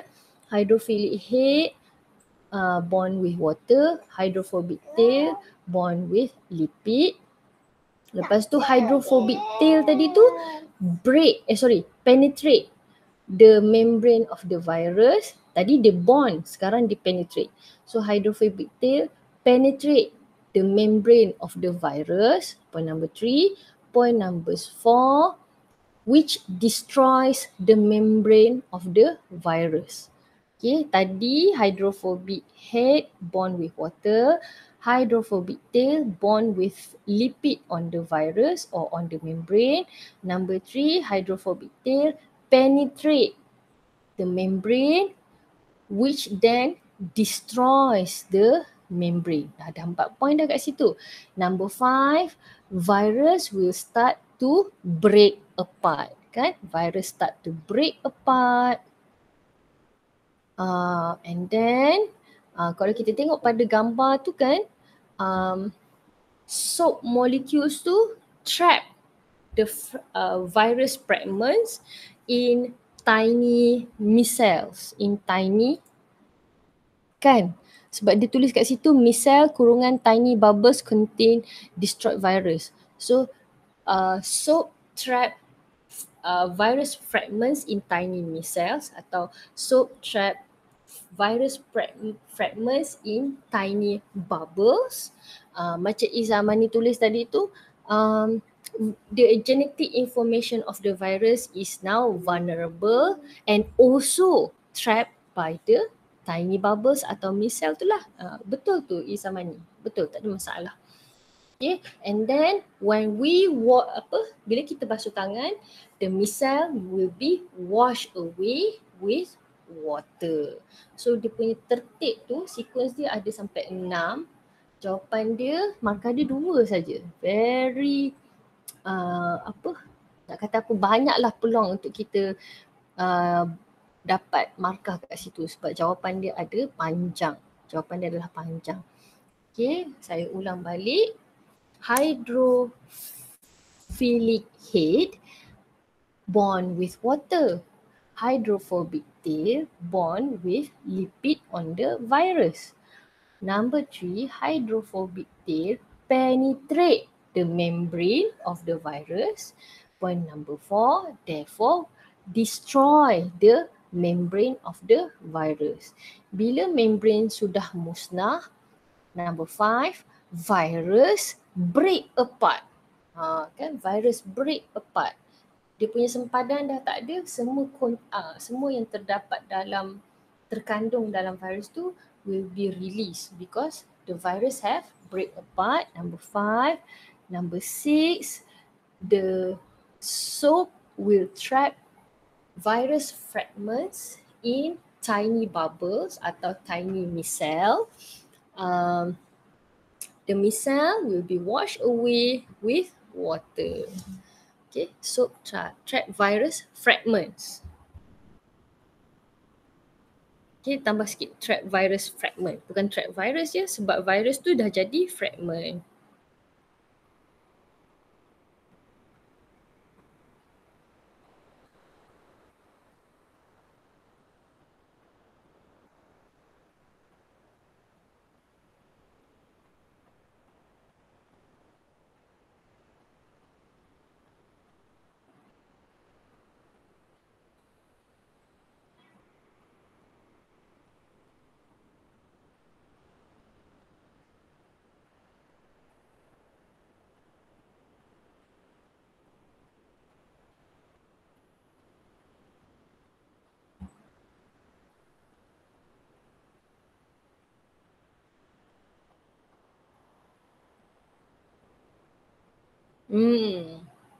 Okay, sikit lagi.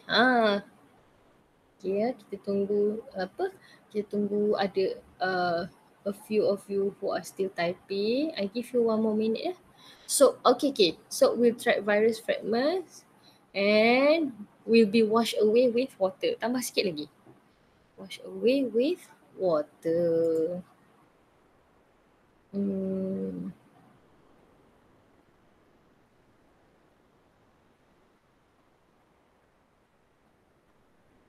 Okay, good.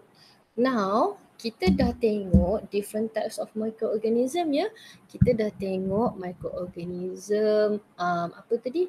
Kita dah tengok bakteria, kita dah tengok protozoa, algae, fungi, and also viruses.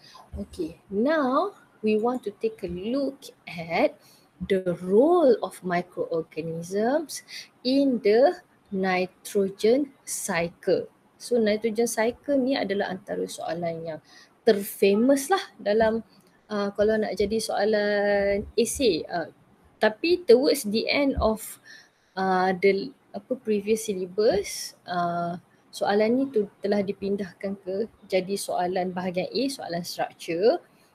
And then ramai yang aim untuk soalan ni keluar dalam SPM sebab dah lama tak keluar, tapi tak keluar-keluar macam itulah. Dan saya lihat dalam syllabus sekarang ni tak ada beza sangat lah the role of microorganism in the nitrogen cycle. Maybe because it is a well established cycle yang semua orang pun faham dan there is not much changes there lah.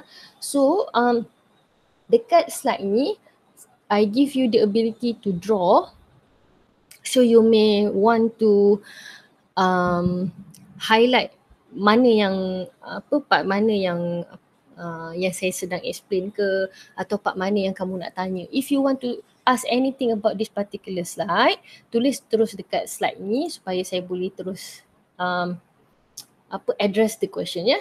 Okay, now kita tahu, sekejap ya, saya pun kena guna saya pun kena lukis-lukis juga. Sekejap ya. Okay, wait lah. Saya guna pen warna purple lah. Alright, saya guna pen warna purple so that you can identify, ini part yang saya nak ni. Explain, show responses. Alright. So anak-anak, okay, kita tahu nitrogen, nitrogen exists in the form of gas. Nitrogen exists in the form of gas in our atmosphere. Okay. Now, in order for all organisms on the surface of the earth to utilize the nitrogen has to be fixed. Nitrogen dekat udara kita ni perlu diikat to form different types of molecules. Bila dah jadi certain types of molecule, barulah kita boleh guna. For example, nitrogen in the air, nitrogen in the air is fixed atau converted to become, cuba tengok kat sini, to become ammonia NH3 atau ammonium NH4 by nitrogen fixing bacteria such as Rhizobium sp, Rhizobium sp and Azotobacter sp.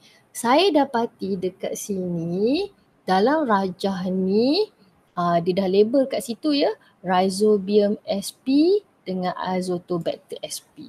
So apa beza Rhizobium sp dengan Azotobacter sp? Rhizobium sp dia hidup dekat sini. Dia hidup pada akar bakteria. It is a symbiotic organism that lives symbiotically with legume plants atau pokok kacang. Nitrogen in the air is converted to become ammonia by Rhizobium sp. Ammonia inilah yang digunakan by leguminous plants atau pokok kacang to produce different parts of the plant lah. As we know, pokok kacang, buah yang dihasilkan oleh pokok kacang tu kita tak panggil buah sebab it is made out of protein. Dia tak manis macam buah mangga because mangga is made out of starch kan. Ada cellulose, ada starch. Isi buah tu adalah cellulose and then digested to become glucose and sucrose and fructose kan. Sebab tu rasa dia manis. Tapi pokok kekacang, isi kekacang tu adalah protein. It's made out of amino acid. And we know amino acid is made out of nitrogen. So nitrogen tu pokok kekacang dapat dari siapa? Dapat daripada Rhizobium sp that converts nitrogen in the air to become ammonia. Okay, to become ammonia. And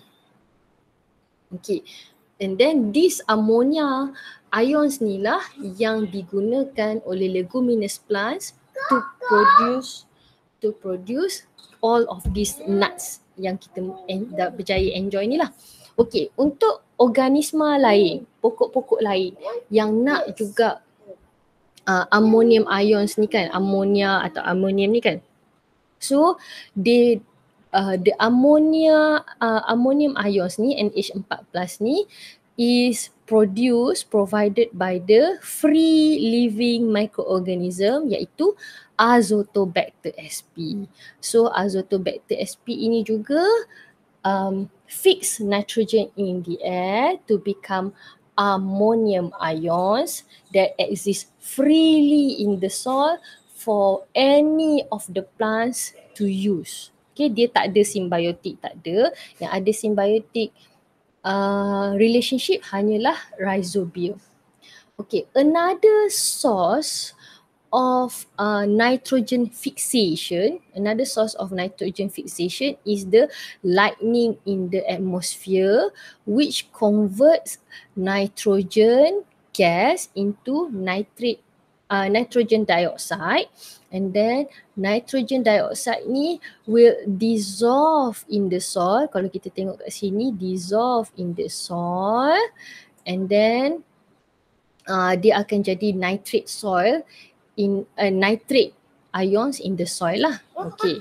Kemudian pada masa yang sama, okay, selain daripada nitrogen in the air, another source of nitrogen is from dead organisms and animal waste through the process of decomposition by bacteria and fungi. Sama juga bacteria and fungi ni decompose the dead organism atau animal waste to form ammonia and also ammonium. Okay. When the ammonia and ammonium are produced, okay, there is another type of bacteria, nama dia Nitrosomonas. Nitrosomonas converted the ammonia and ammonium to become nitrate and O2 minus, and Nitrobacter convert the nitrate to become nitrate. So the nitrate ion is also available for the plants to use, sebab ada spesies pokok dia boleh guna ammonium ion, ada spesies pokok dia hanya boleh guna nitrogen in the form of nitrate. Sebab itulah kita ada baja ammonia dan baja nitrate. Based on our understanding of how the plants use ammonium ions and use the nitrate ions, sebab itulah kita manusia juga boleh develop fertilizer that specifically supply plants with ammonium ions and nitrate ions. So bila nitrate ions ni is the final form lah. Okay, nitrate ions ni is the final forms, and it will go back to the environment, go back to the atmosphere in the form of nitrogen by conversion process conducted by denitrifying bacteria. So bila dah jadi nitrate ions converted back into nitrogen and oxygen by denitrifying bacteria. So up until now ada apa-apa soalan tak? Okay, ini adalah most common question that was asked by my previous students lah. Kena hafal ke nama bakteria ni? Yes. Malangnya kali ni kena hafal lah. You have to remember nitrogen fixing bacteria, nama dia Rhizobium sp. Free bacteria that lives in the soil that converted nitrogen to ammonia ialah Azotobacter. Dari ammonia atau ammonium tukar jadi nitrate, Nitrosomonas. Dari nitrate nak tukar jadi nitrate, is the function of Nitrobacter. Okay, so usually before this tapi setakat yang saya tengok, yang soalan-soalan yang minta nama Rhizobium, Azotobacter, Nitrosomonas dengan Nitrobacter ni adalah soalan-soalan dekat paper 2 section A, soalan structure, atau soalan-soalan bahagian A, soalan-soalan paper 1, soalan-soalan paper 1, soalan objektif. Kalau dia tanya dalam bentuk essay, biasanya dia tak tanya nama ni, dia tanya dekat kawasan yang saya highlight merah ni ya, dia tanya dekat sini, conversion process ni. So it can be in nak kata apa, kita boleh tanya dalam konteks berbeza lah. Proses biasanya ditanya dekat paper 2, nama structure, nama bakteria tu biasanya ditanya dekat paper 1 if they want to ask lah. So do you have any questions? Nanti kita try satu soalan pasal nitrogen ni ya. Ada apa-apa nak tanya tak setakat ni? Oh sorry, Izamani tadi ada tanya pasal tak ada organelles tu. Tak ada organelles tu maksud dia untuk bakteria tadi ke Izamani? Virus cikgu. Oh untuk virus, ya virus tak ada organelles. Okay. Alright, now let's take a look at role of microorganisms yang kedua yang related kat sini, iaitu the role of microorganism for as decomposer. Okay.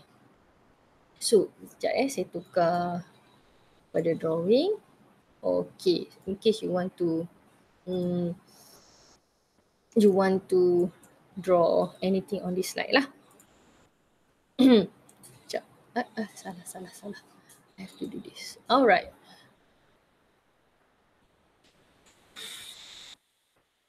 Okay.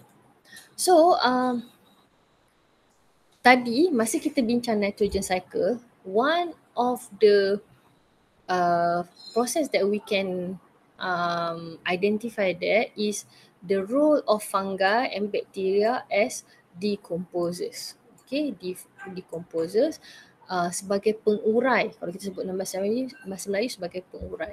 So as we talk about nutrition last year, salah satu nutrition kaedah untuk mendapatkan makanan ialah saprophytism kan. Memula autotrophic, heterotrophic and also saprophytic.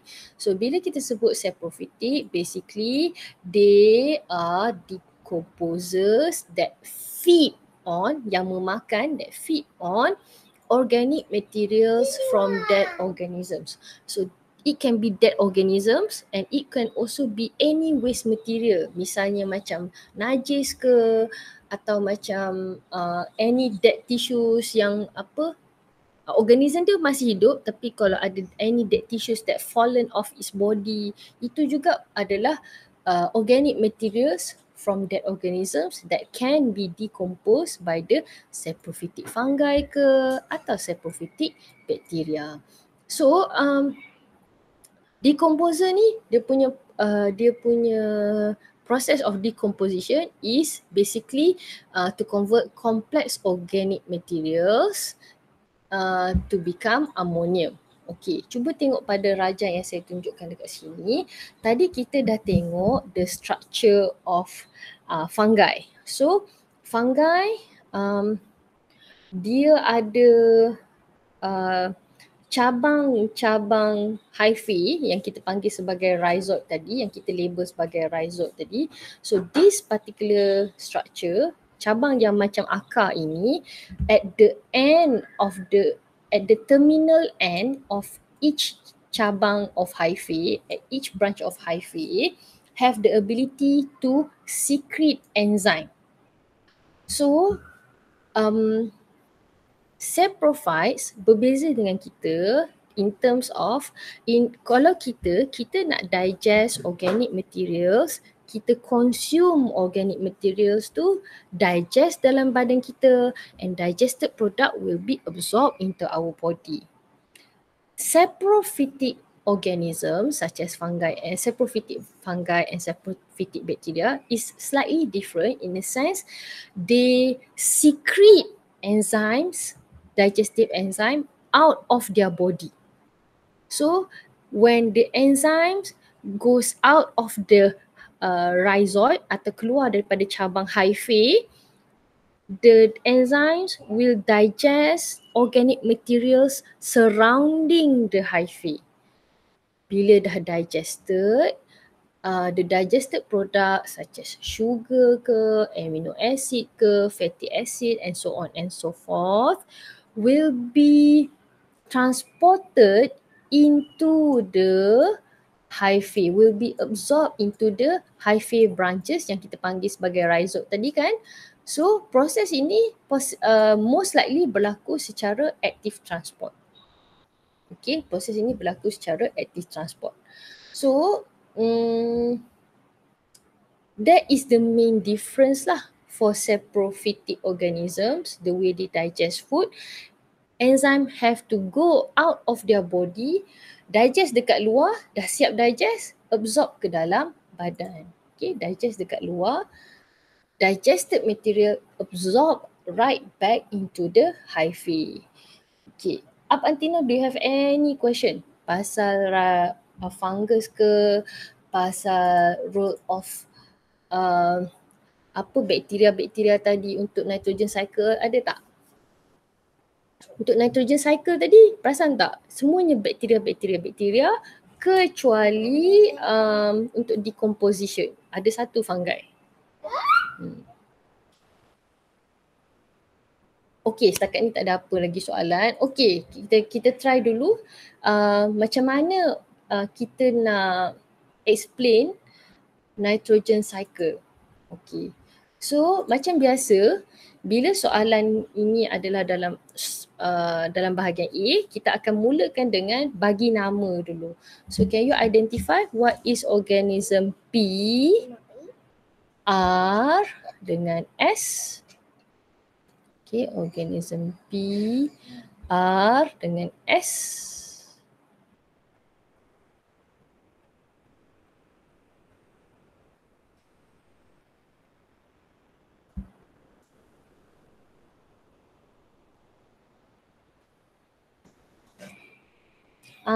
Saya tukarkan slide ni sebagai student piece. So in case you want to go back to previous slide, pada slide 41, explanation pasal ni dekat slide 41 dengan 40, please do so. Soalan ni adalah dekat slide 42 kan? So kalau nak patah balik pergi slide 41, 40 pun boleh.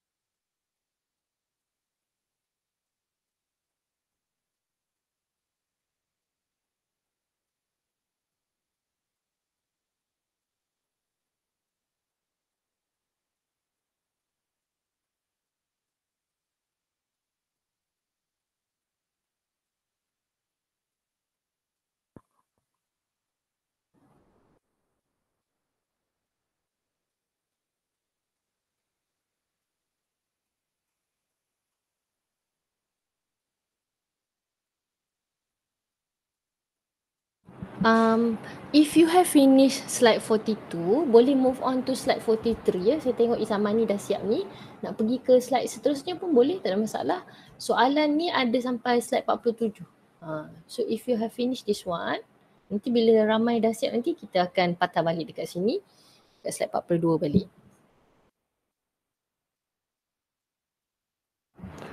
Since this question is about naming organisms, so spelling kena jaga .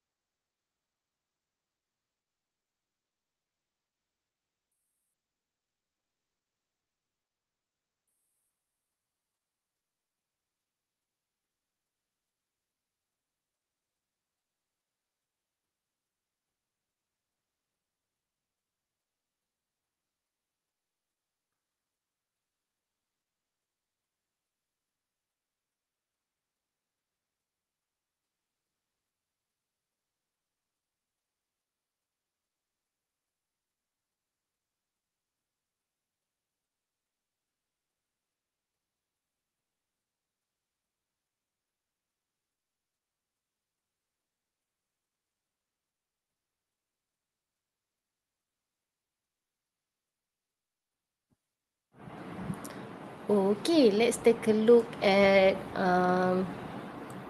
sementara kamu tulis tanya ni Azra Azra pasal live semalam tu kan, itulah quite a few number of people reach out to me. Nanti saya check ya, saya cuba edit dulu dan we'll see. Aduh. Tapi semalam tu okay lah ya. Does it meet your expectation atau kamu perlu yang lebih high level punya Canva tutorial ke macam mana? Okay ya? Rasanya sebab kita orang dah familiar with Canva, so macam okay je. Tak, sebenarnya apa yang dia tu pun kita orang dah macam explore sendiri dah before. Okay. So kalau next time nak kena yang high level lagi lah ya. Okay. Good. Okay, kita patah balik ke part ni. Saya stop student pace dulu kita pergi ke slide 42 balik. Okay, so untuk slide sorry. Wrong pula. Show responses. Okay, the first one is Rhizobium sp. P is Rhizobium sp. R tu kena huruf besar. Second one is Nitrosomonas sp. Dan the third one is Nitrobacter sp. Rhizobium, Nitrosomonas, Nitrobacter. S tu ialah Nitrobacter.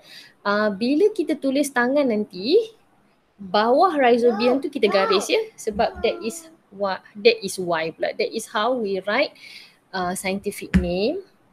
Okay, Rhizobium, Nitrosomonas, Nitrobacter. Okay, good. Ini just simply refer dan tulis je kan, tak ada masalah. Okay, kita pergi ke part yang seterusnya. Okay, sekejap ya. Tak apa, saya tunggu Alia. Nitrobacter sp. Okay, good. Now, next one. Okay, function of R and S. Okay, ini yang saya sebut tadi. Dia convert apa into apa. Kalau kamu perasan, dalam rajah tu, untuk fungsi R, dia ada label the next compound tu ialah compound Y kan. So kalau kamu tak bagi nama kepada compound tu pun diterima sebab rajah tu kata compound Y. So tapi of course lah kalau kita nak bagi jawapan yang lebih spesifik lebih bagus kan.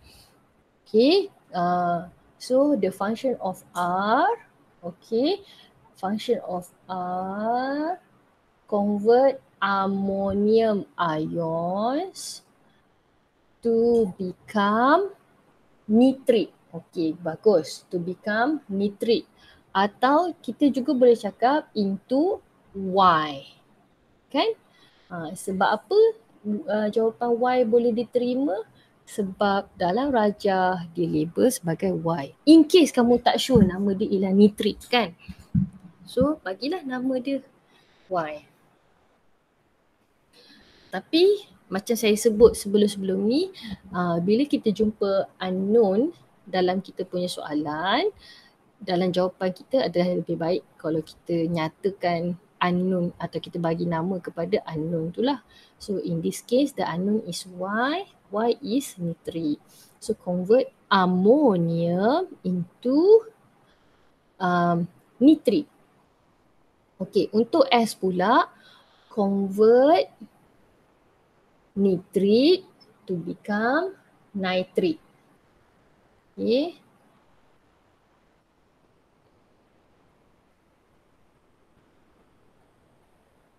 Ammonium jadi nitrate. Ya saya. Since Y dengan X tu kira unknown kan? Boleh ke cakap function of organism S2 is convert Y into X? Okay, untuk yang itu, yang convert Y into X tu tak dapat, kalau dekat skema ni dia tak bagi markah sebab jawapan lain dia ialah nitrification process. So, tapi I would argue sebab yang sebelum ni dia dah kata convert ammonium into Y tu boleh, so convert Y into X tu pun boleh lah. I would argue, untuk saya terima lah, tapi saya kena check balik dengan penggubal asal ni, apa matlamat dia. Sebab bila dia the first one dia accept Y tu kan, that is a good question. Tapi dalam skema ni dia bagi sama ada kita nyatakan convert nitrate to nitrate atau nyatakan proses dia ialah nitrification process. Okay. This is one of the reason why saya menggalakkan student-student saya memberikan nama kepada unknown, because in many instances the naming of unknown is part of the mark scheme. Semua dah ya. Alright, next. Semua dah. Alright, good.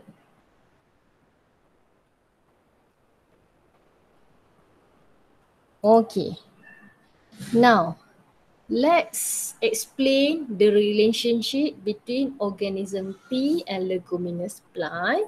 So, bila kita explain relationship ke, explain proses ke, kita mulakan dengan memberikan nama. Oh, kejap, Isamani dah siap ya Pak ni. Saya tukar balik student pace. Isamani boleh pergi ke slide 45 if you want.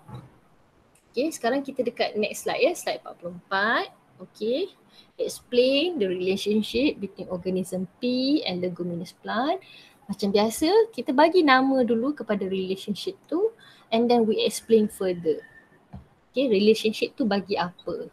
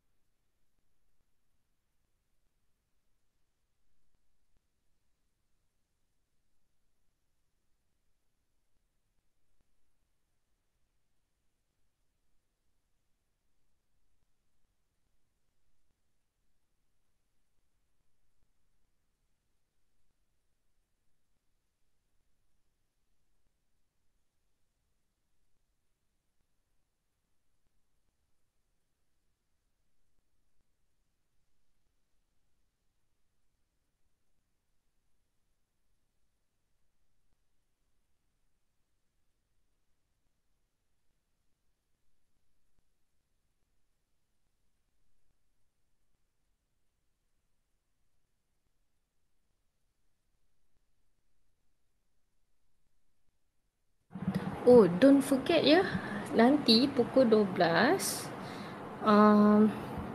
pendaftaran untuk vaksin AstraZeneca dah buka tau. So please remind all the people 18 years and above in your household untuk register cepat-cepat. Ada 1 million placement available.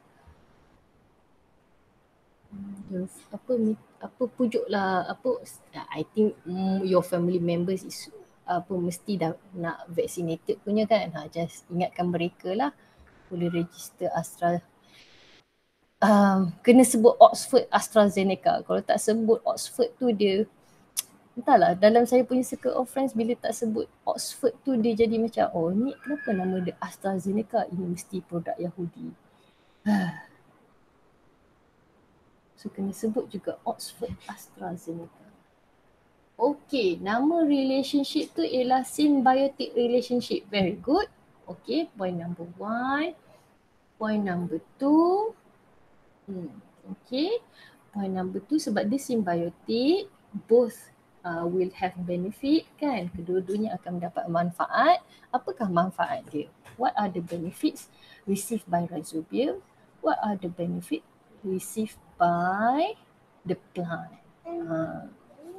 Okay, apa yang plant bagi, apa yang rhizobium bagi. So nama relationship tu symbiosis. Okay, symbiotic. Very good.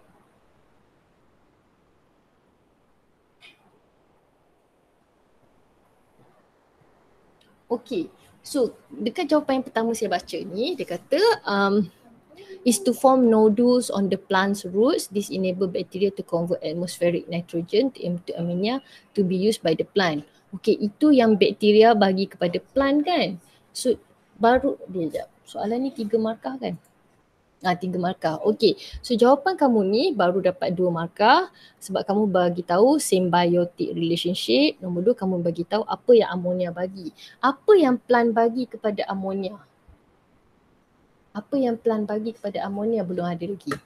Tak sampai lagi. Okay, tak sampai lagi.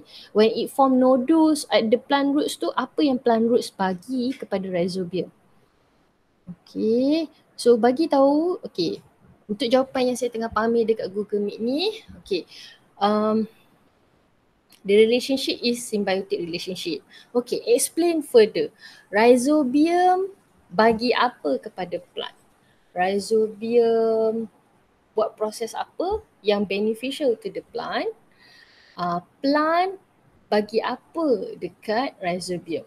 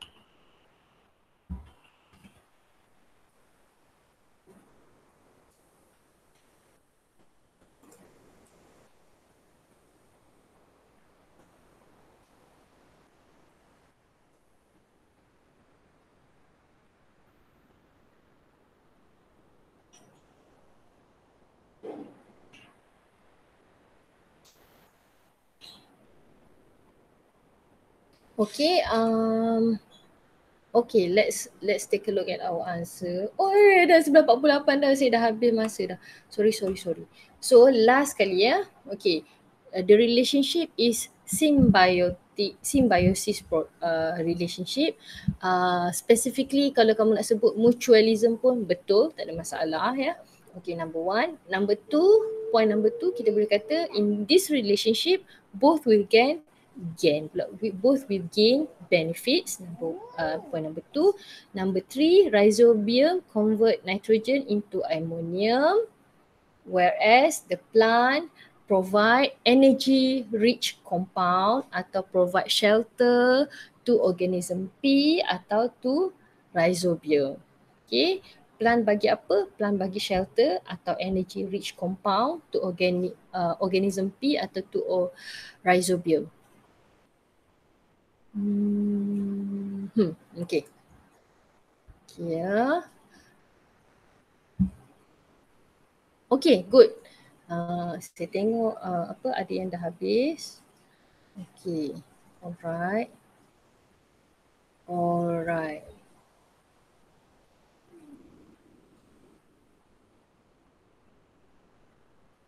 Okay, so there are a few other uses of organism. So saya tak cerita dululah kat sini, saya simpan dulu untuk next class ya. Uses sebagai producers lah, uses dia sebagai dan satu lagi microorganism yang bertindak sebagai pathogen. So itu kita akan discuss next class. Kalau tak ada lagi ya, soalan ni ada lagi sebenarnya pada slide 45 sampai 47 kita simpan dululah untuk the next class. So sorry saya ambil masa extra 5 minit. Thank you so much for your attention, for coming to class today. Saya letak saja reflection ni dekat sini. Saya akan biarkan reflection ni up until tomorrow morning. Kalau nak tulis apa-apa part yang kamu nak minta saya re-explain, you can put it under what was hard. Especially kalau ada macam topik-topik yang tengah presentation sekarang ni pun, letak je dekat what was hard, nanti kita akan syllabus sebelum ni, role of microorganism ni antara subtopik yang besar. So tak apalah, nanti kita akan revisit lagi sekali pasal nitrogen cycle ni ya. So saya berhenti dulu Google Meet ni setakat ini. Kalau nak tulis what was hard tu, take your time untuk tulis ya, sebab saya akan open ni sampai sampai pagi besok. In case kalau kamu teringat nak tanya apa-apalah, tulis je dekat situ ya. So thank you so much for coming. I really appreciate it. Thank you so much. Have a nice day. Assalamualaikum. Thank you, Thank you, Cikgu. Assalamualaikum cikgu. Thank you cikgu.